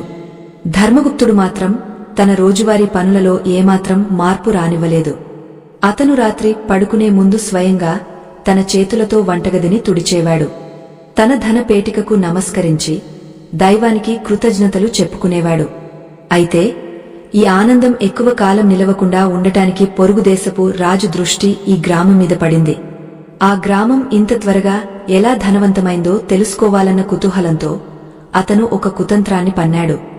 ఆ రాజు ఒక గూఢచారిని పంపి ఆ రహస్యం ఏమిటో తెలుసుకోమన్నాడు. ఆ గూఢచారి సామాన్య వేషంలో గ్రామంలోకి ప్రవేశించి ధర్మగుప్తుని ఇంట జరుగుతున్న విషయాలను గమనించాడు. రాత్రి వేళ వీరు చేస్తున్న ఈ చిన్న పనులే ఇంత సంపదకు కారణమా అని ఆశ్చర్యపోయాడు. రాజుకు ఈ విషయం తెలియగానే అతను నవ్వుతూ, ఇది అసాధ్యం, ఏదో మంత్రతంత్రాలు ప్రయోగిస్తున్నారు అని భావించాడు. ఆ గ్రామాన్ని దోచుకోవడానికి, అక్కడి సంపదను హస్తగతం చేసుకోవడానికి అతను ఒక పెద్ద సైన్యాన్ని సిద్ధం చేశాడు. కాని ఆ రాజుకు తెలియని విషయమేమిటంటే లక్ష్మీదేవి అనుగ్రహమున్న చోట ఏ శక్తి పనిచేయదు. రాజు సైన్యం గ్రామం సరిహద్దులకు చేరుకున్నప్పుడు ధర్మగుప్తుడు గ్రామస్తులందరినీ సమావేశపరిచాడు. మన యుద్ధం కత్తులతో కాదు, మన నిష్ఠతో అని చెప్పాడు. ఆ రాత్రి గ్రామస్తులందరూ తమ ఇళ్లలో మునుపటి కంటే ఎక్కువ భక్తితో ఆ 4 పనులను నిర్వహించారు. ఆకాశం నుండి కురిసిన ఆ దివ్యమైన వెలుగు రాజు సైన్యాన్ని కళ్ళు మిరుమిట్లు గొలిపేలా చేసింది. సైనికులు తమ దారిని తాము మరిచిపోయి ఒకరినొకరు తలపడ్డారు. రాజుకు తన తప్పు అర్థమైంది. సంపద అనేది దోచుకుంటే వచ్చేది కాదు, అది సంస్కారంతో ఆకర్షించేదని అతను గ్రహించి ధర్మగుప్తుని కాళ్లపై పడ్డాడు. ఆ సంఘటన తర్వాత ఆ దేశమంతటా ఈ రహస్యాలు పాకాయి. ధర్మగుప్తుడు ఒక సామాన్య వ్యాపారి నుండి ఒక ఆధ్యాత్మిక గురువుగా మారాడు. ఆయన చెప్పిన మాటలు ఇప్పటికీ మనకు వర్తిస్తాయి. రాత్రి పడుకునే ముందు మనం చేసే ఆ 4 పనులు మన జీవితాలను ఎలా మారుస్తాయో చెప్పడానికి ధర్మగుప్తుని కథే ఒక నిదర్శనం. అయితే ఈ కథ ఇక్కడితో ముగియలేదు. ఆ యతివరేణ్యుడు మళ్లీ ధర్మగుప్తుని వద్దకు వచ్చాడు. ఈసారి ఆయన ఒక కొత్త రహస్యాన్ని చెప్పబోతున్నారు. అది ధనం కంటే విలువైనది, జీవిత పరమార్థాన్ని తెలిపేది. ఆ రహస్యం ఏమిటో తెలుసుకోవడం ప్రతి ఒక్కరికీ అవసరం. యతివరేణ్యుడు ధర్మగుప్తుని చూసి, నాయనా, నీవు భౌతిక సంపదను సాధించావు. కాని నిజమైన లక్ష్మీ కటాక్షం అంటే కేవలం ధనం మాత్రమే కాదు. మోక్షలక్ష్మి, ధైర్యలక్ష్మి, విద్యాలక్ష్మి, ఇలా అష్టలక్ష్ముల అనుగ్రహం నీకు లభించాలంటే నీవు చేయవలసిన ఆఖరి కార్యం ఒకటి ఉంది అని చెప్పారు. ఆ మాటలకు ధర్మగుప్తుడు వినయంగా తల వంచాడు. సంపద ఉన్న చోట శాంతి ఉండటం కష్టమని అతనికి తెలుసు. ఆ శాంతిని ఎలా పొందాలో, వచ్చిన సంపదను 10 కాలాల పాటు ఎలా నిలుపుకోవాలో తెలుసుకోవాలన్న తపన అతనిలో పెరిగింది. యతి తన అమృతవాక్కులతో ఆ పరమ రహస్యాన్ని వివరించడం మొదలుపెట్టారు. ఆ యతివరేణ్యుని కంఠస్వరం ఆ నిశ్శబ్ద రాత్రిలో గంభీరంగా ప్రతిధ్వనిస్తోంది. నాయనా ధర్మగుప్తా, ఇప్పటివరకు నీవు ఆచరించిన 4 పనులు నీ దారిద్ర్యాన్ని పారద్రోలాయి. కాని ఆ సంపద నీ ఇంట్లో తరతరాలుగా స్థిరంగా ఉండాలంటే ఆ పనుల వెనుక ఉన్న ఆంతర్యమును నీవు మరింత లోతుగా గ్రహించాలి. కేవలం బాహ్యమైన శుద్ధి మాత్రమే సరిపోదు, మన అంతరంగంలో ఉన్న మాలిన్యాన్ని కూడా తొలగించుకోవాలి. ఈ విశ్వం ఒక క్రమశిక్షణతో నడుస్తోంది. ఆ క్రమశిక్షణను మన దైనందిన జీవితంలో ప్రతిబింబింపజేయడమే ఈ నియమాల అసలు ఉద్దేశ్యం. నీవు ఎప్పుడైతే అహంకారానికి లోనవుతావో అప్పుడే నీవు ఈ నియమాలను భారంగా భావిస్తావు. అది నీ పతనానికి ఆరంభం అవుతుంది. యతి మాటలు వింటున్న ధర్మగుప్తుడు చేతులు జోడించి వినయంగా నిలబడ్డాడు. స్వామీ, సంపద పెరిగే కొద్దీ మనసులో తెలియని భయం కలుగుతోంది. ఈ సంపదను కాపాడుకోవడం మేలా? ఈ 4 పనులు ఇంతటి శక్తిని ఎలా కలిగి ఉన్నాయి? దయచేసి వివరించండి అని ప్రార్థించాడు. అప్పుడు ఆ యతి చిరునవ్వు నవ్వి, నాయనా, మొదటి రహస్యమైన వంటగది శుభ్రత గురించి మళ్లీ చెబుతాను విను. వంటగది అనేది కేవలం ఆహారం వండుకునే చోటు కాదు, అది నీ ప్రాణశక్తిని నిర్మించే యజ్ఞశాల. అక్కడ రాత్రి వేళ అపరిశుభ్రత ఉంటే అది నీ ఆరోగ్యాన్ని క్షీణింపజేస్తుంది. ఆరోగ్యమే సకల సంపదలకు మూలం. ఆరోగ్యం లేనివాడు ఎంత సంపాదించినా అది అనుభవించలేడు. వంటగదిలో ఎంగిలి పాత్రలు ఉంచడం వల్ల వచ్చే ఆ ప్రతికూల శక్తి నీ నిద్రలో నీ ఉపచేతన మనస్సుపై ప్రభావం చూపుతుంది. దీనివల్ల నీవు చేసే వ్యాపార నిర్ణయాలలో గందరగోళం ఏర్పడుతుంది. ఏ గృహిణి అయితే రాత్రి పడుకునే ముందు వంటగదిని తడిగుడ్డతో తుడిచి అన్నపూర్ణమ్మకు నమస్కరించి పడుకుంటుందో ఆ ఇంటికి ధన ధాన్యాలకు ఎప్పుడూ లోటు ఉండదు. రాత్రిపూట దేవతలు విహరించే సమయంలో వారు నీ వంటగదిలోని శుభ్రతను చూసి తృప్తి చెందుతారు. వారు తృప్తి చెందితే నీకు లభించేది కేవలం ధన మాత్రమే కాదు, నీ వంశానికి ఒక గొప్ప కీర్తి ప్రతిష్ఠలు లభిస్తాయి. ఇది కేవలం భౌతికమైన పనే కాదు, ఒక ఆధ్యాత్మిక సాధన కూడా. ఇక 2వ రహస్యమైన దీపారాధన గురించి ఆలోచించు. ఇంటి సింహద్వారం వద్ద దీపం వెలిగించడం అంటే నీవు దైవానికి స్వాగతం పలుకుతున్నావని అర్థం. చీకటి అనేది దారిద్ర్యానికి, భయానికి సంకేతం. రాత్రివేళ ఆ దీపం వెలుగు నీ ఇంటిని ఒక రక్షణ కవచంలా కప్పి ఉంచుతుంది. ఆ దీపపు వెలుగులో నీ కంటికి కనిపించని సూక్ష్మజీవులు, దుష్ట శక్తులు నశిస్తాయి. ముఖ్యంగా నీవు నిద్రపోయే ముందు ఆ దీపాన్ని దర్శించుకోవడం వల్ల నీ మనసులోని ఆందోళనలు తొలగిపోతాయి. సంపదను ఆకర్షించే మొదటి సూత్రం ప్రశాంతత. ప్రశాంతమైన మనస్సు ఉన్న చోటే మహాలక్ష్మి స్థిరంగా ఉంటుంది. దీపం వెలిగించే ప్రతిసారి నీవు నీలోని అజ్ఞానాన్ని దహనం చేస్తున్నావని భావించాలి. దీపం వెలిగించేటప్పుడు వాడే నూనె లేదా నెయ్యి సాత్విక గుణాన్ని కలిగి ఉండాలి. రాత్రిపూట మట్టి ప్రమిదలో దీపం వెలిగించడం అత్యంత శ్రేయస్కరం. మట్టి ఈ భూమికి సంకేతం. ఆ మట్టిలో వెలిగే జ్యోతి ఆకాశతత్వానికి సంకేతం. ఇలా భూమిని, ఆకాశాన్ని ఒక చోట చేర్చడం వల్ల నీ ఇంటి చుట్టూ ఒక పాజిటివ్ ఎనర్జీ వలయం ఏర్పడుతుంది. ఆ వలయాన్ని దాటి ఏ దారిద్ర్య దేవత నీ ఇంటికి రాలేదు. ధర్మగుప్త, నీవు గమనించావో లేదో, నీవు దీపం పెట్టడం మొదలుపెట్టినప్పటి నుండి నీ మాటలో ఒక రకమైన స్పష్టత వచ్చింది. ఆ స్పష్టతే నిన్ను రాజ్యంలోని గొప్ప వర్తకుడిగా మార్చింది. ఇది ఆ జ్యోతి ప్రభావం కాక మరేమిటి? మూడవ రహస్యమైన పాదప్రక్షాళన మరియు నిద్రించే దిశ గురించి నీవు చాలా జాగ్రత్తగా ఉండాలి. మానవ శరీరంలో పాదాలు అత్యంత కీలకమైనవి. రోజంతా నీవు భూమిపై నడిచినప్పుడు అనేక రకాల శక్తులతో నీవు అనుసంధానం అవుతావు. ఆ అపరిశుభ్రతతో పడక మీదకు వెళ్లడమంటే నీవు నీ పవిత్రమైన నిద్రను అపవిత్రం చేసుకోవడమే. పాదాలను కడుక్కోవడం వల్ల శరీరంలోని అధిక వేడి తగ్గి నాడీ వ్యవస్థ ఉత్తేజితం అవుతుంది. ఇక దిశల విషయానికి వస్తే, దక్షిణం వైపు తలపెట్టడం వల్ల భూమి యొక్క అయస్కాంత శక్తి నీ శరీరంలోని రక్త ప్రసరణను క్రమబద్ధం చేస్తుంది. దీనివల్ల నీకు లోతైన నిద్ర పడుతుంది. లోతైన నిద్ర వల్ల నీ మేధస్సు పదును దేలుతుంది. సంపద అనేది కేవలం అదృష్టం వల్ల రాదు. అది నీ మేధస్సు మరియు నీవు తీసుకునే సరైన నిర్ణయాల వల్ల వస్తుంది. ఎవరైతే ఉత్తర దిశలో తలపెట్టి పడుకుంటారో వారికి క్రమంగా జ్ఞాపకశక్తి తగ్గపోతుంది, చిరాకు పెరుగుతుంది. అటువంటి వారు ఎంత కష్టపడినా వారికి సరైన గుర్తింపు రాదు. వారు సంపాదించిన దానికంటే పోగొట్టుకున్నదే ఎక్కువగా ఉంటుంది. అందుకే దిశల పట్ల అవగాహన కలిగి ఉండటం అత్యంత అవసరం. రాత్రిపూట పడుకునే ముందు పడకగదిలో సుగంధ పరిమళాలు ఉండేలా చూసుకోవడం కూడా ఒక రహస్యమే. అది నీ మనస్సును ఆహ్లాదపరిచి నీవు తెల్లవారుజామున ఉత్సాహంగా మేల్కొనేలా చేస్తుంది. ఉత్సాహవంతుడిని లక్ష్మీదేవి ఎప్పుడూ వదలదు. ఆఖరిదైన నాలుగవ రహస్యం ధన గౌరవం. ఇది అన్నిటికంటే ముఖ్యమైనది. డబ్బును కేవలం వినియోగ వస్తువుగా చూడకండి. ప్రతి నాణ్యం వెనుక ఒక శక్తి ఉంటుంది. నీవు నీ సంపాదనను ఎంతగా గౌరవిస్తావో అది అంతగా వృద్ధి చెందుతుంది. రాత్రి పడుకునే ముందు నీ ధనస్థానానికి నమస్కరించడం వల్ల నీవు నీ సంపద పట్ల కృతజ్ఞతను చాటుకుంటున్నావు. కృతజ్ఞత లేని మనిషికి ఎంత ఇచ్చినా అది సముద్రంలో కలిసిన నీటి బొట్టులాగే ఉంటుంది. నీవు నీ సంపదను ప్రేమతో చూస్తే ఆ సంపద నీ దగ్గరే ఉండటానికి ఇష్టపడుతుంది. ధనాన్ని చిందరవందరగా పడేయడం, గౌరవం లేకుండా లెక్కపెట్టడం వంటి పనులు లక్ష్మీదేవికి అసహ్యం కలిగస్తాయి. ఆ యతి మాటలు వింటున్న కొద్దీ ధర్మగుప్తుడికి ఒక విషయం స్పష్టమైంది. ఈ 4 పనులు కేవలం ధనం కోసం చేసేవి కావు. ఇవి మనిషిని ఉన్నతమైన స్థితికి తీసుకెళ్లే మెట్లు. అతను తన మనసులో ఇలా అనుకున్నాడు, ఆహా, ఎంతటి గొప్ప జ్ఞానం!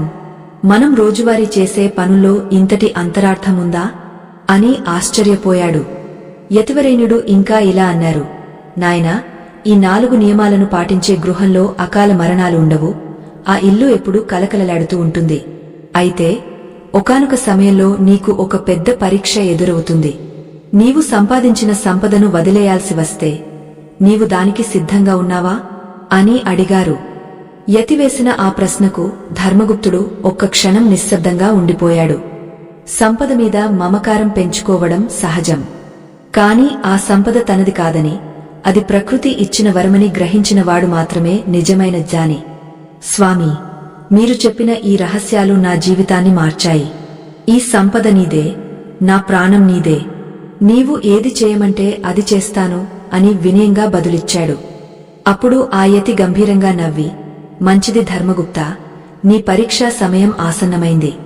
రేపు ఉదయం నీ ఇంటికి ఒక అతిథి వస్తాడు. అతను నిన్ను ఏదో అడుగుతాడు. అతనికి నీవు ఇచ్చే సమాధానం మీదే నీ భవిష్యత్తు ఆధారపడి ఉంటుంది అని చెప్పి అదృశ్యమయ్యారు. ఆ రాత్రి ధర్మగుప్తుడికి నిద్ర పట్టలేదు. యతి చెప్పిన ఆ పరీక్ష ఏమిటో అని ఆలోచిస్తూ గడిపాడు. అయినా అతను తన నిత్యకృత్యాలను మర్చిపోలేదు.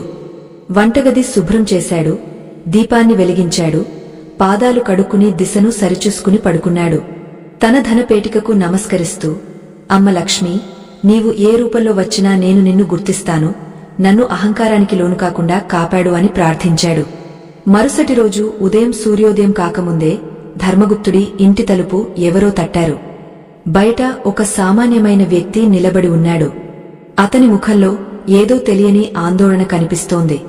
ఆ వ్యక్తి ధర్మగుప్తుని చూసి, అయ్యా, నేను చాలా దూరం నుండి వస్తున్నాను. నా గ్రామంలో ప్రజలు ఆకలితో అల్లాడిపోతున్నారు. మాకు సహాయం చేయడానికి ఎవరు ముందుకు రావడం లేదు. మీ దగ్గర చాలా సంపద ఉందని విన్నాను. దయచేసి మమ్మల్ని కాపాడండి అని వేడుకున్నాడు. ధర్మగుప్తుడు ఒక్క క్షణం ఆలోచించాడు. తన సంపదలో కొంత భాగాన్ని ఇవ్వడం పెద్ద విషయం కాదు. కాని ఆ వ్యక్తి అడుగుతున్నది కేవలం ధనం మాత్రమే కాదు, అది అతని సర్వస్వాన్ని అడిగినట్లుగా ఉంది.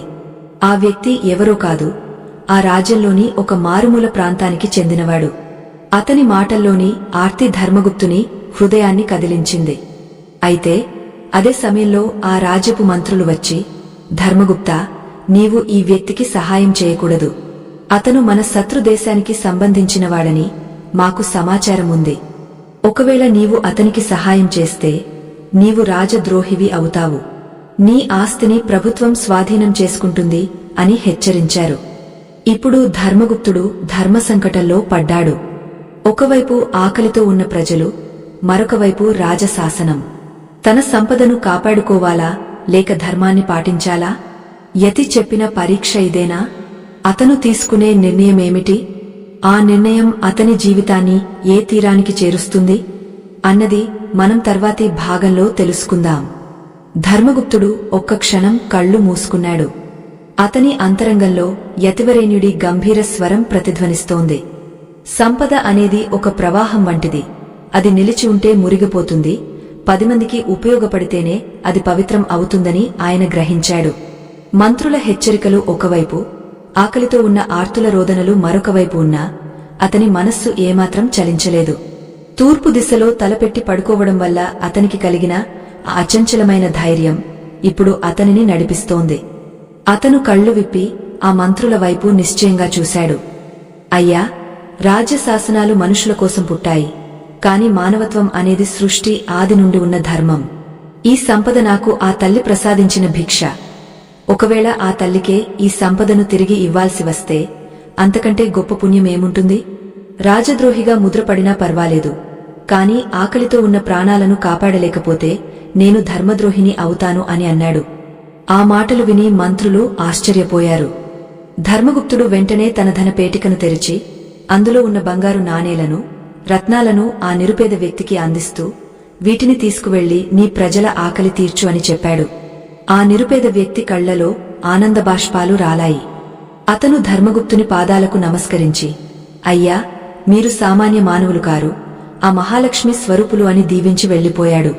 మంత్రులు ఆగ్రహంతో, ధర్మగుప్తా, నీవు చేసిన ఈ పనికి తీవ్ర పరిణామాలు అనుభవించాల్సి ఉంటుంది. రేపు ఉదయమే నిన్ను రాజదర్బారుకు పిలిపిస్తాం. అప్పటి వరకు నీవు గృహ నిర్బంధంలో ఉంటావు అని చెప్పి వెళ్లిపోయారు. ఆ ఇల్లంతా ఒక్కసారిగా నిశ్శబ్దం ఆవహించింది. సుగుణ తన భర్త పక్కన నిలబడి, నాథా, మీరు చేసిన పని సరైనదే. దీనివల్ల మనకు ఏ కష్టం వచ్చినా భరిద్దాం అని ధైర్యం చెప్పింది. ఆ రాత్రి ధర్మగుప్తుడికి అది చివరి రాత్రి కావచ్చు అని ఊరి జనం అనుకున్నారు. కాని ధర్మగుప్తుడు మాత్రం తన నియమాలను వదిలిపెట్టలేదు. రాత్రి పడుకునే ముందు అతను తన వంటగదికి వెళ్లాడు. ఆ రోజు వారి ఇంట్లో వండటానికి ఏమీ లేదు, అన్నింటినీ దానం చేసేశారు. అయినా సరే అతను ఆ ఖాళీ వంటగదిని ఎంతో భక్తితో శుభ్రం చేశాడు. ఎంగలి గిన్నెలు లేకపోయినా ఆ ప్రదేశాన్ని తడిగుడ్డతో తుడిచి ఒక చిన్న ముగ్గు వేసి అన్నపూర్ణమ్మకు నమస్కరించాడు. కష్టకాలంలో కూడా క్రమశిక్షణను వదలని వానిని లక్ష్మీదేవి ఎప్పుడూ విడువదు అన్న సత్యం అతనికి తెలుసు. ఆ తర్వాత అతను తన ఇంటి గుమ్మం వద్దకు వెళ్లాడు. గాలి వేగంగా వీస్తోంది, కాని అతను ఎంతో శ్రమించి ఒక మట్టి ప్రమిదలో దీపాన్ని వెలిగించాడు. ఆ దీపం వెలుగు చీకటిని చీల్చుకుంటూ బయటకు వ్యాపిస్తోంది. ఆ వెలుగును చూస్తుంటే అతనికి తన హృదయంలో ఒక వింతైన శాంతి కలిగింది. బాహ్య ప్రపంచంలో తనను రాజదండన వేచి ఉన్నా తన అంతరంగంలో ఆ జ్యోతి వెలుగుతూనే ఉంది. రాత్రిపూట దీపం వెలిగించడం వల్ల కలిగే ఆసక్తి అతనికి ఒక అదృశ్య కవచంలా తోచింది. ఎంతటి ఆపద వచ్చినా భయపడకూడదన్న సందేశాన్ని ఆ దీపం ఇస్తున్నట్లుగా ఉంది. నిద్రకు ఉపక్రమించే ముందు అతను తన పాదాలను శుభ్రంగా కడుక్కున్నాడు. చల్లని నీరు తన పాదాలను తాకగానే రోజంతా ఉన్న ఒత్తిడి, ఆందోళన ఒక్కసారిగా మాయమయ్యాయి. అతను పొడి వస్త్రంతో పాదాలను తుడుచుకుని దక్షిణ దిశలో తల పెట్టి పడుకున్నాడు. తన నివాసం ఇప్పుడు రాజభటుల కాపలాలో ఉంది. కాని అతని మనస్సు మాత్రం ఆ పరమాత్మ చింతనలో ఉంది. తన సంపద అంతా పోయినా పడుకునే ముందు ఖాళీగా ఉన్న తన ధనపేటికకు అతను భక్తితో నమస్కరించాడు. అమ్మ లక్ష్మి, ఉన్నప్పుడు నీవే, లేనప్పుడు నీవే. నీవు ఇచ్చినది నీకే ఇచ్చేశాను. ఇందులో నాది ఏమీ లేదు అని కృతజ్ఞతలు చెప్పుకున్నాడు. చిత్రంగా ఆ రాత్రి అతనికి ఒక అద్భుతమైన కల వచ్చింది. ఆ కలలో మళ్లీ ఆ యతివరేణ్యుడు కనిపించాడు. నాయనా ధర్మగుప్తా, నీవు 2వ పరీక్షలో నెగ్గావు. సంపదను సంపాదించడం క్రియ అయితే దానిని త్యజించడం ఒక యజ్ఞం. ఏ గృహస్థుడు అయితే ఆపదలో ఉన్నవారికి తన సర్వస్వాన్ని ఇస్తాడో అతని ఇంటి వాకిలిని నేను కాపలా కాస్తాను. రేపు నీవు రాజసభకు వెళ్లినప్పుడు ఏమాత్రం భయపడకు. సత్యమే నిన్ను రక్షిస్తుంది అని చెప్పి మాయమయ్యారు. ధర్మగుప్తుడు ఆ కలలోనే ఒక దివ్యమైన శాంతిని అనుభవించాడు. తెల్లవారుజామునే రాజభటులు వచ్చి అతనిని తీసుకువెళ్లడానికి సిద్ధమయ్యారు. రాజసభ అంతా జనంతో నిండిపోయింది. రాజు సింహాసనం మీద గంభీరంగా కూర్చుని ఉన్నాడు. మంత్రులు ధర్మగుప్తునిపై మోపిన నేరాలను చదవడం మొదలుపెట్టారు. మహారాజా, ధర్మగుప్తుడు మన శత్రుదేశానికి ధనాన్ని సమకూర్చాడు.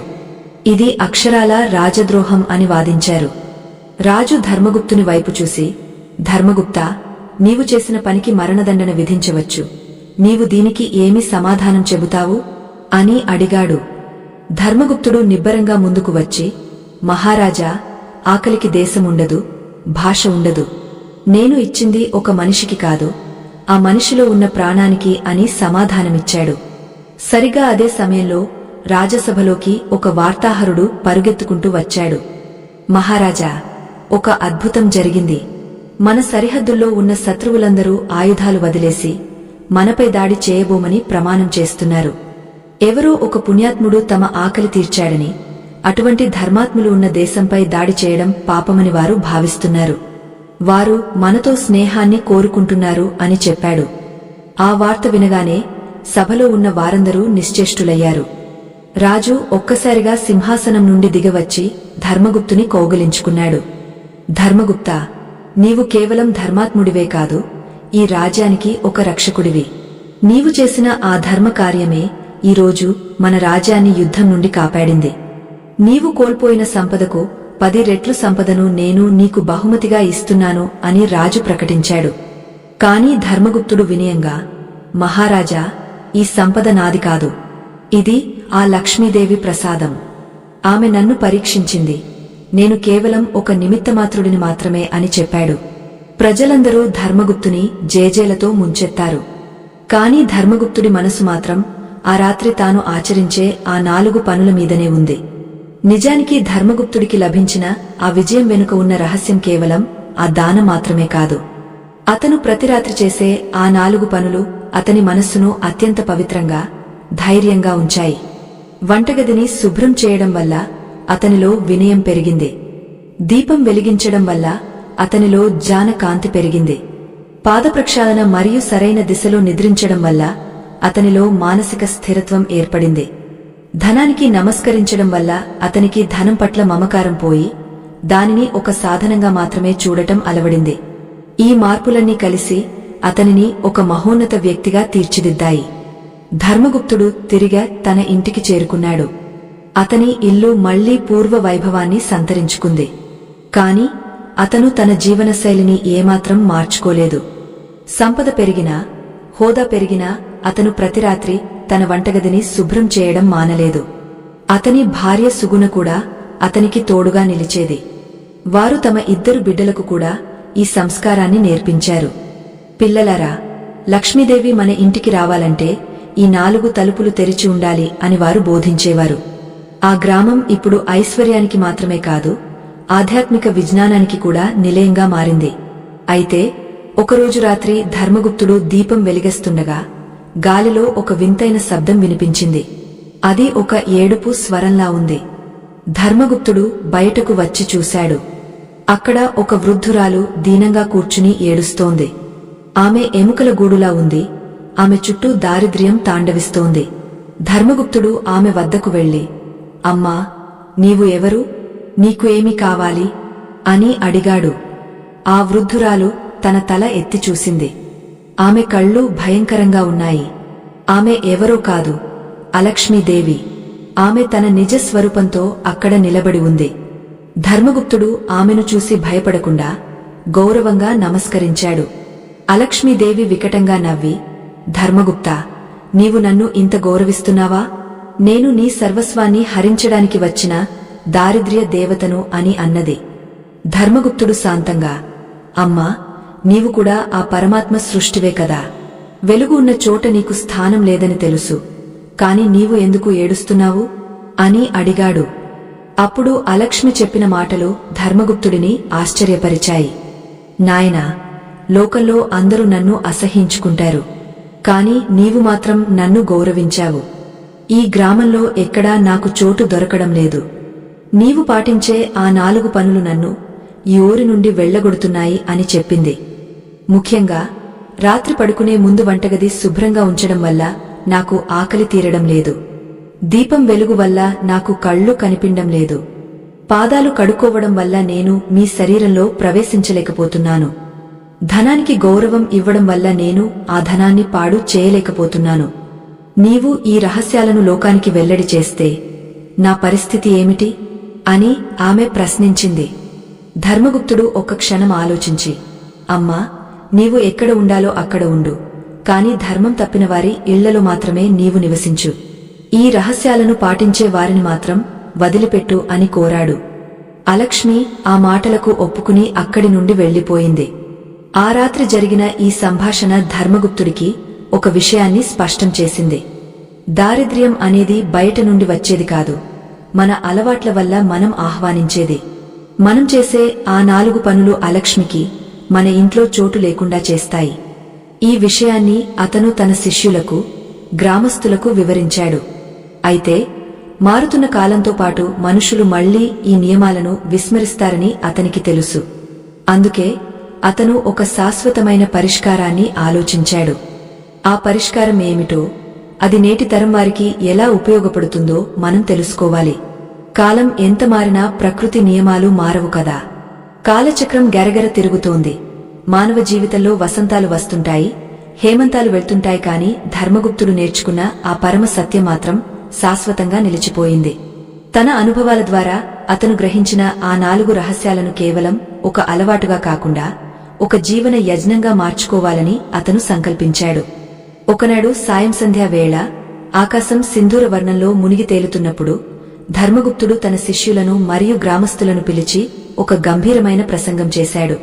ఓ పుణ్యాత్ములారా, మనం చేసే ప్రతి పని వెనుక ఒక శక్తి ఉంటుంది. ఆ శక్తిని మనం ఎలా మలుచుకుంటామనే దానిపైనే మన భవిష్యత్తు ఆధారపడి ఉంటుంది.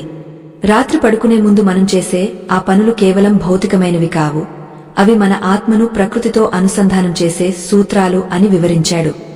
మొదటి రహస్యమైన వంటగది శుభ్రత గురించి చెబుతూ, వంటగది అనేది కేవలం ఆహారం సిద్ధం చేసే చోటు కాదు, అది మన ప్రాణాలను నిలిపే అమృత నిలయం అని అన్నాడు. అన్నం పరబ్రహ్మ స్వరూపం. ఆ అన్నాన్ని వండే పాత్రలు, ఆ ప్రదేశం అపవిత్రంగా ఉంటే మనం తినే ఆహారం విషతుల్యం అవుతుంది. రాత్రి వేళ ఎంగలి పాత్రలను అలాగే వదిలేయడం వల్ల ఆ ఇంట్లో ప్రతికూల ప్రకంపనలు మొదలవుతాయి. అపరిశుభ్రత ఉన్న చోట లక్ష్మీదేవి సోదరి అయిన జ్యేష్ఠాదేవి నివసిస్తుంది. ఆమె ప్రవేశించిన ఇంట కలహాలు, అప్పులు, మనస్తాపాలు నిత్యకృత్యం అవుతాయి. అందుకే ప్రతి గృహిణి రాత్రి పడుకునే ముందు వంటగదిని దైవ మందిరంలా భావించి శుభ్రం చేయాలి. అక్కడ ఒక్క బియ్యపు గింజ కూడా చిందరవందరగా ఉండకూడదు. ఇలా చేయడం వల్ల అన్నపూర్ణమ్మ అనుగ్రహంతో ఆ ఇంట్లో ఎప్పటికీ ధాన్యానికి లోటు ఉండదు.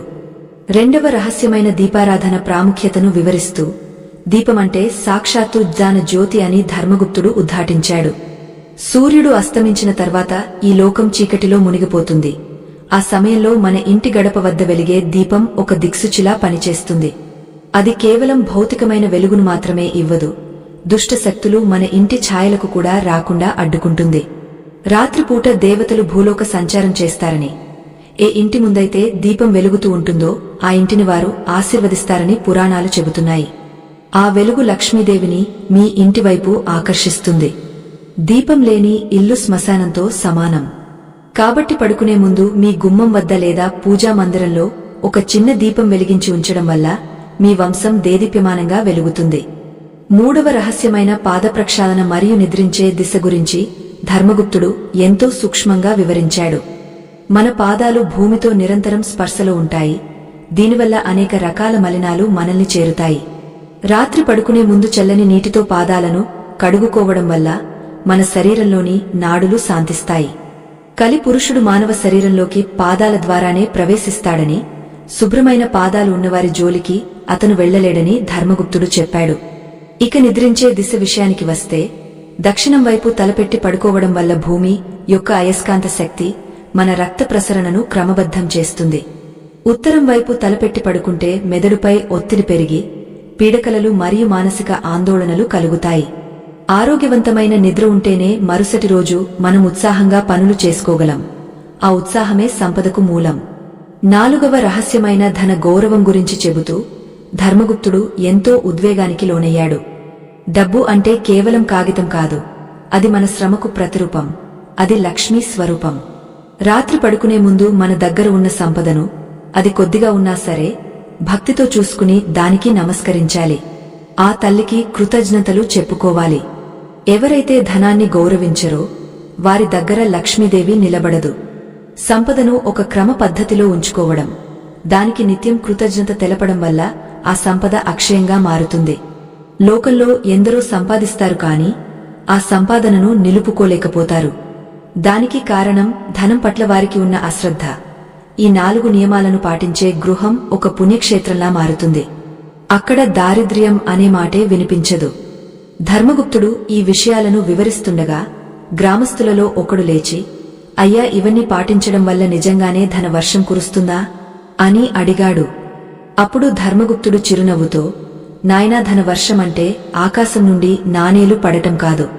నీవు చేసే పనులలో విజయం లభించడం, నీ ఇంట్లో అనారోగ్య ఖర్చులు తగ్గడం, నీ మనస్సు ప్రశాంతంగా ఉండి కొత్త ఆలోచనలు రావడం, నీ చుట్టూ ఉండేవారు నిన్ను గౌరవించడం, ఇవే నిజమైన ధనవర్షం. ఈ 4 పనులు నీ క్రమశిక్షణను పెంచుతాయి, నీలో దైవత్వాన్ని నింపుతాయి. ఎక్కడైతే క్రమశిక్షణ మరియు దైవత్వం ఉంటాయో అక్కడ సంపద దానంతటా అదే వస్తుంది. ఇది సృష్టి నియమం, దీనిని ఎవరు మార్చలేరు అని బదులిచ్చాడు. ఆ మాటలకు ఆ గ్రామస్థుడు సంతృప్తి చెంది తాను ఆ నియమాలను పాటిస్తానని మాట ఇచ్చాడు. గ్రామమంతా ఇప్పుడు ఒక కొత్త వెలుగుతో నిండిపోయింది. రాత్రి సమయాల్లో ఆ ఊరి వీధులన్నీ దీపకాంతులతో వెలిగిపోతున్నాయి. ప్రతి ఇంట్లోనూ వంటగది శుభ్రతను ఒక పవిత్ర కార్యంగా భావిస్తున్నారు. జనం తమ అలవాట్లను మార్చుకోవడం వల్ల వారి జీవన ప్రమాణాలు పెరిగాయి. పూర్వమున్న కలహాలు తగ్గపోయి అందరూ సుఖ సంతోషాలతో ఉంటున్నారు. ధర్మగుప్తుడు చెప్పిన ఈ రహస్యాలు కేవలం ఆ గ్రామానికే పరిమితం కాలేదు, చుట్టుపక్కల ఉన్న రాజ్యాలకు కూడా పాకాయి. ఎందరో రాజులు, పండితులు ధర్మగుప్తుని దర్శించుకుని ఈ జీవన సూత్రాలను తెలుసుకున్నారు. సంపద అనేది కేవలం అదృష్టం వల్ల వచ్చేది కాదని, అది మన నిత్య కృత్యాల ద్వారా మనం సంపాదించుకునే ఒక శక్తి అని అందరికీ అర్థమైంది. అయితే ఆధ్యాత్మిక ప్రయాణంలో ధర్మగుప్తుడు తన భార్య సుగుణకు ఒక ప్రత్యేకమైన విషయాన్ని చెప్పాడు. సుగుణ, ఈ 4 పనులు చేయడం వల్ల లక్ష్మీదేవి మన ఇంటికి వస్తుంది. కాని ఆమె మన ఇంట్లోనే స్థిరంగా ఉండాలంటే మనలో గృహలక్ష్మి అనే లక్షణముండాలి. గృహలక్ష్మి అంటే కేవలం భార్య మాత్రమే కాదు, ఆ ఇంట్లో ఉండే ప్రేమ మరియు కరుణ. ఎక్కడైతే తోటి మనిషి పట్ల దయ ఉంటుందో, ఎక్కడైతే అతిథి సత్కారం జరుగుతుందో అక్కడ లక్ష్మీదేవి తన నివాసాన్ని శాశ్వతం చేసుకుంటుంది. మనం రాత్రి పడుకునే ముందు ఈ పనులు చేస్తున్నప్పుడు మనలో అహంకారం ఉండకూడదు. నేను ఈ పనులు చేస్తున్నాను కాబట్టి నాకు ధనం రావాలి అనే కోరిక కంటే ఈ పనులు చేయడం నా ధర్మం అనే భావన ఉండాలి. అప్పుడే ఆ తల్లి మనల్ని పూర్తిగా అనుగ్రహిస్తుంది. సుగుణ తన భర్త మాటలకు పరవశించిపోయింది. వారు తమ వంశం కోసం, లోక కళ్యాణం కోసం ఈ రహస్యాలను ఒక గ్రంథ రూపంలో భద్రపరిచారు. ఆ గ్రంథమే తరతరాలుగా మానవాళికి మార్గదర్శకంగా నిలుస్తోంది. నేటి ఆధునిక కాలంలో మనం వీటిని మర్చిపోతున్నాం. అందుకే మన ఇళ్లలో శాంతి కరువవుతోంది, సంపాదన ఉన్నా సంతోషం ఉండటం లేదు. కాని ఎప్పుడైతే మనం తిరిగి మన మూలాల్లోకి వెళ్తామో, ఎప్పుడైతే మనం ఈ 4 రహస్యాలను ఆచరించడం మొదలు పెడతామో, అప్పుడు మళ్లీ మన ఇళ్లలో ధన వర్షం కురుస్తుంది. ఆ తల్లి లక్ష్మీదేవి తన కరుణా కటాక్షాలను మనపై కురిపిస్తుంది. ఆ దివ్యమైన అనుభూతిని పొందడానికి మనమందరం సిద్ధం కావాలి. ఆ రాత్రి ధర్మగుప్తుడు తన కిటికీ నుండి ఆకాశం వైపు చూశాడు. నక్షత్రాలు ఎంతో ప్రకాశవంతంగా మెరుస్తున్నాయి. ప్రకృతి అంతా ఒక నిశ్శబ్ద సంగీతాన్ని ఆలాపిస్తోంది. తనకు ఈ రహస్యాలను బోధించిన ఆ యతివరేణ్యుడు ఎక్కడ ఉన్నాడో అని అతను మనసులో తలచుకున్నాడు. అప్పుడు గాలిలో మళ్లీ ఆ దివ్యమైన సుగంధం వ్యాపించింది. యతివరేణ్యుడి చిరునవ్వు అతని కళ్ల ముందు కదిలింది. నాయనా, నీవు నీ కర్తవ్యాన్ని నెరవేర్చావు. ఈ విజ్ఞానాన్ని లోకానికి పంచావు. ఇక నీ ప్రయాణం ఉన్నత లోకాల వైపు సాగాలి అని ఆ వాణి పలికింది. ధర్మగుప్తుడు తన 2 చేతులను జోడించి ఆ దివ్యవాణికి నమస్కరించాడు. అతని జీవితం పరిపూర్ణమైంది. అతను సాధించిన సంపద ఇప్పుడు లోకానికి వెలుగును ఇస్తోంది. ధర్మగుప్తుడు ఆ దివ్యవాణిని విని తన్మయత్వం చెందాడు. సంపద అంటే కేవలం బాహ్యమైన వస్తువు కాదని, అది ఒక యోగమని అతనికి అర్థమైంది. ఆ రాత్రి అతను తన గదిలో కూర్చుని ఆలోచిస్తుంటే ఒక అద్భుతమైన సత్యం అతనికి స్ఫురించింది. మనం చేసే ప్రతి పని ఒక బీజం వంటిది. అది కాలక్రమేణా మహావృక్షమై ఫలితాలను ఇస్తుంది. రాత్రిపూట మనం పాటించే ఆ 4 నియమాలు కేవలం మన ఇంటిని శుభ్రం చేయడం మాత్రమే కాదు, మన అంతరాత్మను పరమాత్మతో అనుసంధానం చేసే సాధనాలు. ఈ విషయాన్ని రాబోయే తరాలకు ఎలా అందించాలో అని అతను చింతిస్తుండగా అతని గదిలోకి ఒక అపూర్వమైన వెలుగు ప్రవేశించింది. ఆ వెలుగులో అతనికి ఒక దృశ్యం కనిపించింది. భవిష్యత్తులో మానవులు యంత్రాలతో సమానంగా జీవిస్తూ తమ మూలాలను మర్చిపోతారని అతనికి అర్థమైంది. వారు పెద్ద పెద్ద భవనాల్లో నివసిస్తారు కాని వారి మనస్సుల్లో శాంతి ఉండదు. కోట్ల రూపాయలు సంపాదిస్తారు కాని ఆ సంపదను ఎలా అనుభవించాలో వారికి తెలియదు. ముఖ్యంగా రాత్రి వేళలను వారు అపవిత్రం చేసుకుంటారని, దానివల్ల రోగాల బారిన పడతారని అతను గ్రహించాడు. ఆ సమయంలోనే తాను నేర్చుకున్న ఈ 4 రహస్యాలు మానవాళికి మళ్లీ అవసరమవుతాయని అతనికి అనిపించింది. అందుకే ఆ సత్యాలను మళ్లీ మననం చేసుకోవడం మొదలుపెట్టాడు. మొదటి రహస్యమైన వంటగది శుభ్రత గురించి అతను మళ్లీ ఆలోచించాడు. వంటగది అనేది కేవలం ఆహారం వండే ప్రదేశం కాదు, అది కుటుంబ సభ్యులందరికీ శక్తినిచ్చే యజ్ఞశాల. రాత్రి వేళ అక్కడ ఎంగలి పాత్రలను వదిలేయడం వల్ల వచ్చే ఆ ప్రతికూల శక్తి మరుసటి రోజు మనం వండే ఆహారంపై ప్రభావం చూపుతుంది. ఆహారం తిన్నవారి బుద్ధి మందగస్తుంది, వారిలో కోపం మరియు అసూయ పెరుగుతాయి. అందుకే వంటగదిని శుభ్రం చేయడమంటే మన కుటుంబం యొక్క ఆరోగ్యాన్ని మరియు బుద్ధిని రక్షించుకోవడమే. ఈ చిన్న నియమం మన ఇంట్లో లక్ష్మీదేవి యొక్క సాత్వికతను నిలబెడుతుంది. 2వ రహస్యమైన దీపారాధన గురించి ధర్మగుప్తుడు ఒక కొత్త విషయాన్ని తెలుసుకున్నాడు. ఇంటి ముందు వెలిగే ఆ చిన్న దీపం ఒక సంకేతం. మన ఇంట్లోకి దేవతలను ఆహ్వానించడానికి ఇచ్చే ఒక పవిత్రమైన పిలుపు అది. చీకటి అనేది కేవలం కాంతి లేకపోవడం కాదు, అది నెగటివ్ ఎనర్జీకి నివాసం. రాత్రి పడుకునే ముందు ఇంటి ద్వారం వద్ద దీపం వెలిగించడం వల్ల ఆ వెలుగు మన ఇంటిని ఒక రక్షణ కవచంలా కప్పి ఉంచుతుంది.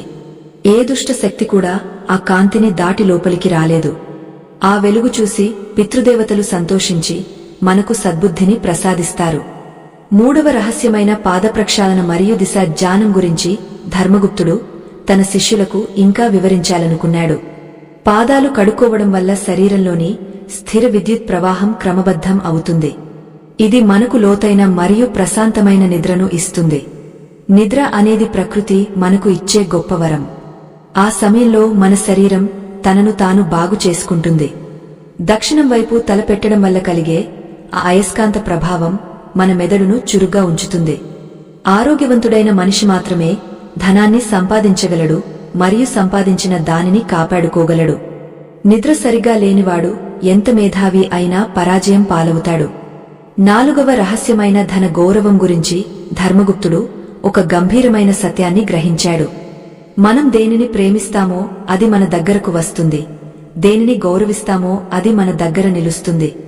ధనాన్ని గౌరవించడం అంటే అహంకారంతో ప్రదర్శించడం కాదు, అది మనకు లభించిన ఒక దివ్య ప్రసాదంగా భావించడం.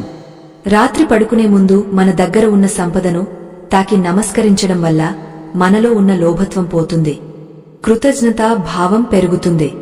కృతజ్ఞత ఎక్కడ ఉంటుందో అక్కడ లక్ష్మీదేవి తన అష్టరూపాలతో కొలువై ఉంటుంది.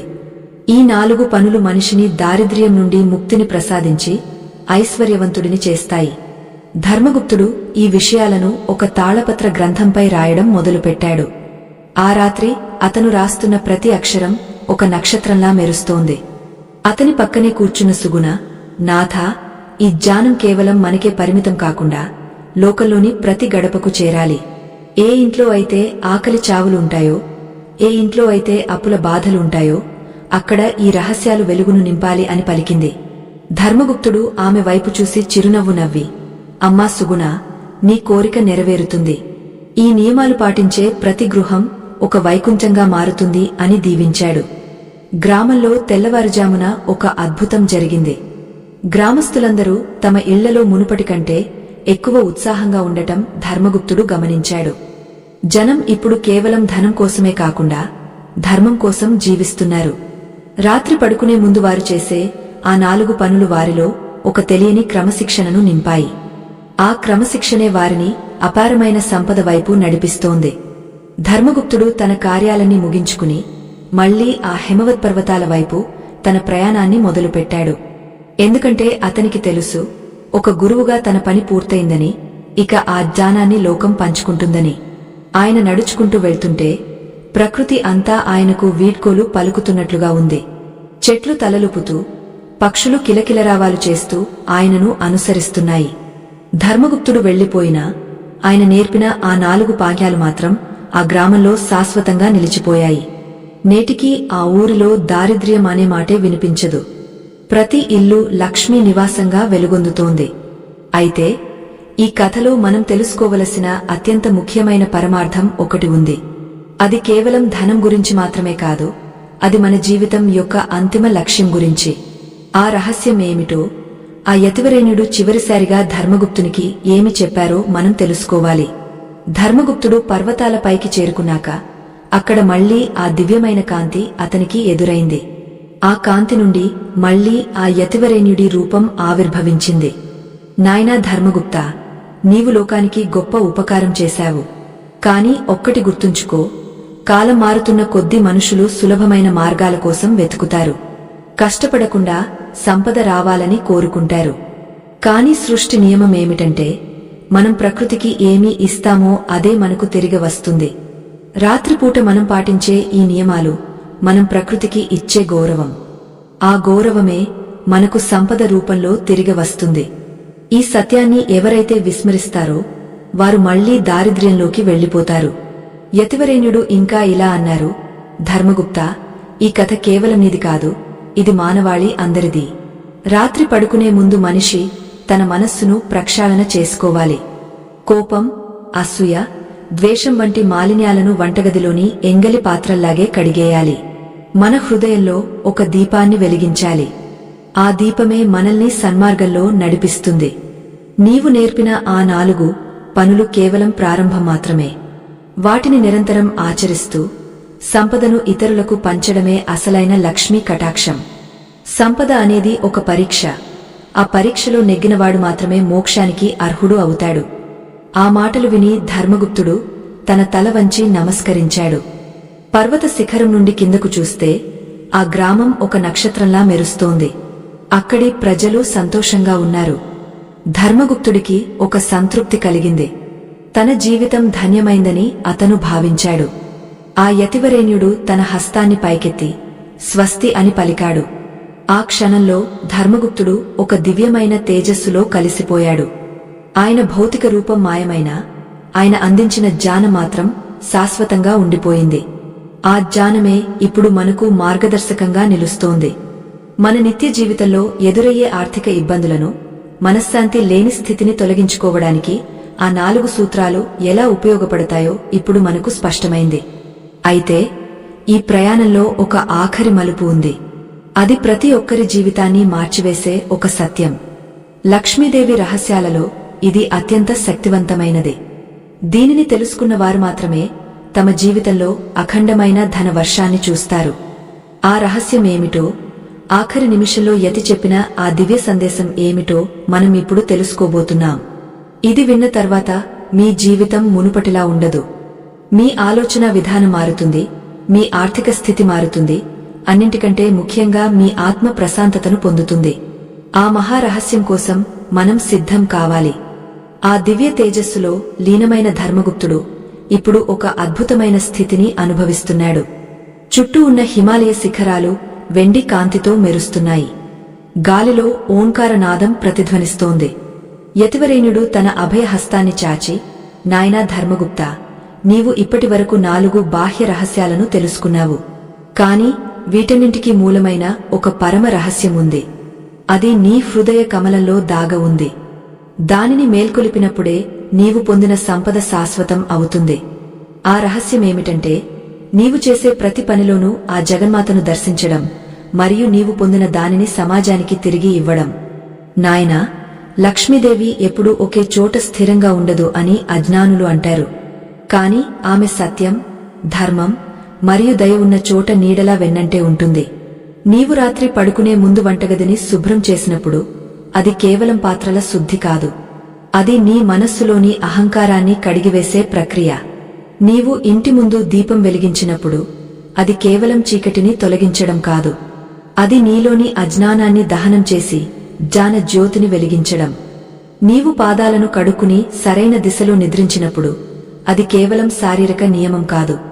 అది ప్రకృతి శక్తులతో నీ ఆత్మను అనుసంధానం చేయడం. మరియు నీవు నీ సంపదకు నమస్కరించినప్పుడు అది ధనం పట్ల మోహం కాదు. అది ఆ తల్లి నీకు ఇచ్చిన బాధ్యతను గుర్తించడం. ఈ 4 పనులు క్రమం తప్పకుండా చేసే మనిషి నిద్రలో కూడా యోగ స్థితిలో ఉంటాడు. అటువంటి వానికి లక్ష్మీదేవి స్వయంగా దాసి అవుతుంది. కాని ఈ రహస్యాలన్నీ ఒక ఎత్తు. ఆఖరిగా నేను చెప్పబోయే సత్యం మరొక ఎత్తు. అది విన్నప్పుడు నీవు ఈ సంసార సాగరాన్ని సులభంగా దాటగలవు. ఆ సత్యమే నీ జీవితానికి అసలైన గమ్యం. దానిని గ్రహించినవాడు ఈ భూమిపై నడిచే దైవంతో సమానమని యతి తన గంభీర స్వరాన్ని మరింత పెంచారు. ఆత్మ బంధువులారా, ఈ కథ ద్వారా మనం తెలుసుకోవలసిన అత్యంత ముఖ్యమైన పరమార్థాన్ని వివరించే ముందు ఒక చిన్న విన్నపం. ఈ ధర్మ యజ్ఞంలో మీ సంపాదనలో కొంత భాగాన్ని వినియోగించడం వల్ల మీకు అపారమైన పుణ్య ఫలం దక్కుతుంది. మా ఈ ప్రయత్నాన్ని గౌరవించి మాకు మద్దతు ఇవ్వాలనుకునేవారు ఇప్పుడు స్క్రీన్ మీద కనిపిస్తున్న స్కానర్ని స్కాన్ చేసి మీ శక్తి మేరకు తోడ్పాటును అందించవచ్చు. ఇక ఇప్పుడు మన జీవితాలనే మార్చివేసే ఆ కీలకమైన ముగింపుని విందాం. ఇది ప్రతి ఒక్కరూ తెలుసుకోవాల్సిన అసలైన సత్యం. యతివరేణ్యుడు ధర్మగుప్తుని కళ్లలోకి తీక్షణంగా చూస్తూ ఇలా అన్నారు, నాయనా, అసలైన సంపద అంటే బంగారం, వెండి కాదు. అది మన హృదయంలో ఉండే తృప్తి. ఎవరైతే రాత్రి పడుకునే ముందు తమ శత్రువులను క్షమించి తాము చేసిన తప్పులకు పశ్చాత్తాపం చెంది లోకమంతా సుఖంగా ఉండాలని కోరుకుంటారో వారి హృదయం ఒక దివ్యమణిలా మారుతుంది. ఆ మణి కాంతికి మహాలక్ష్మి పరవశించిపోతుంది. అప్పుడు ఆ తల్లి కేవలం నీ ఇంటి బయట దీపంగా కాదు, నీ అంతరంగంలోనే జ్యోతిగా వెలుగుతుంది. అప్పుడు నీవు తాకిన ప్రతిదీ బంగారం అవుతుంది. నీవు పలికిన ప్రతి మాట వేదమంత్రం అవుతుంది. దారిద్ర్యం అనేది జేబులో డబ్బు లేకపోవడం కాదు, అది మన ఆలోచనలో ఉంటుంది. ఏ మనిషి అయితే పడుకునే ముందు ఈ 4 పనులను చేస్తూ తన మనస్సును నిర్మలంగా ఉంచుకుంటాడో వాని ఇంట్లో ధన వర్షం కాదు, ఆనంద వర్షం కురుస్తుంది. ఆనందమే అష్టైశ్వర్యాలకు మూలం. ఎక్కడైతే శాంతి ఉంటుందో అక్కడ లక్ష్మి స్థిర నివాసం ఉంటుంది. ఈ సత్యాన్ని నీవు గ్రహించావు కాబట్టే నీవు రాజ్యాలను గెలవగలవు. కాని నీవు గెలవాల్సింది మనుషుల హృదయాలను. నీవు నేర్చుకున్న ఈ విద్యను ప్రపంచానికి పంచు.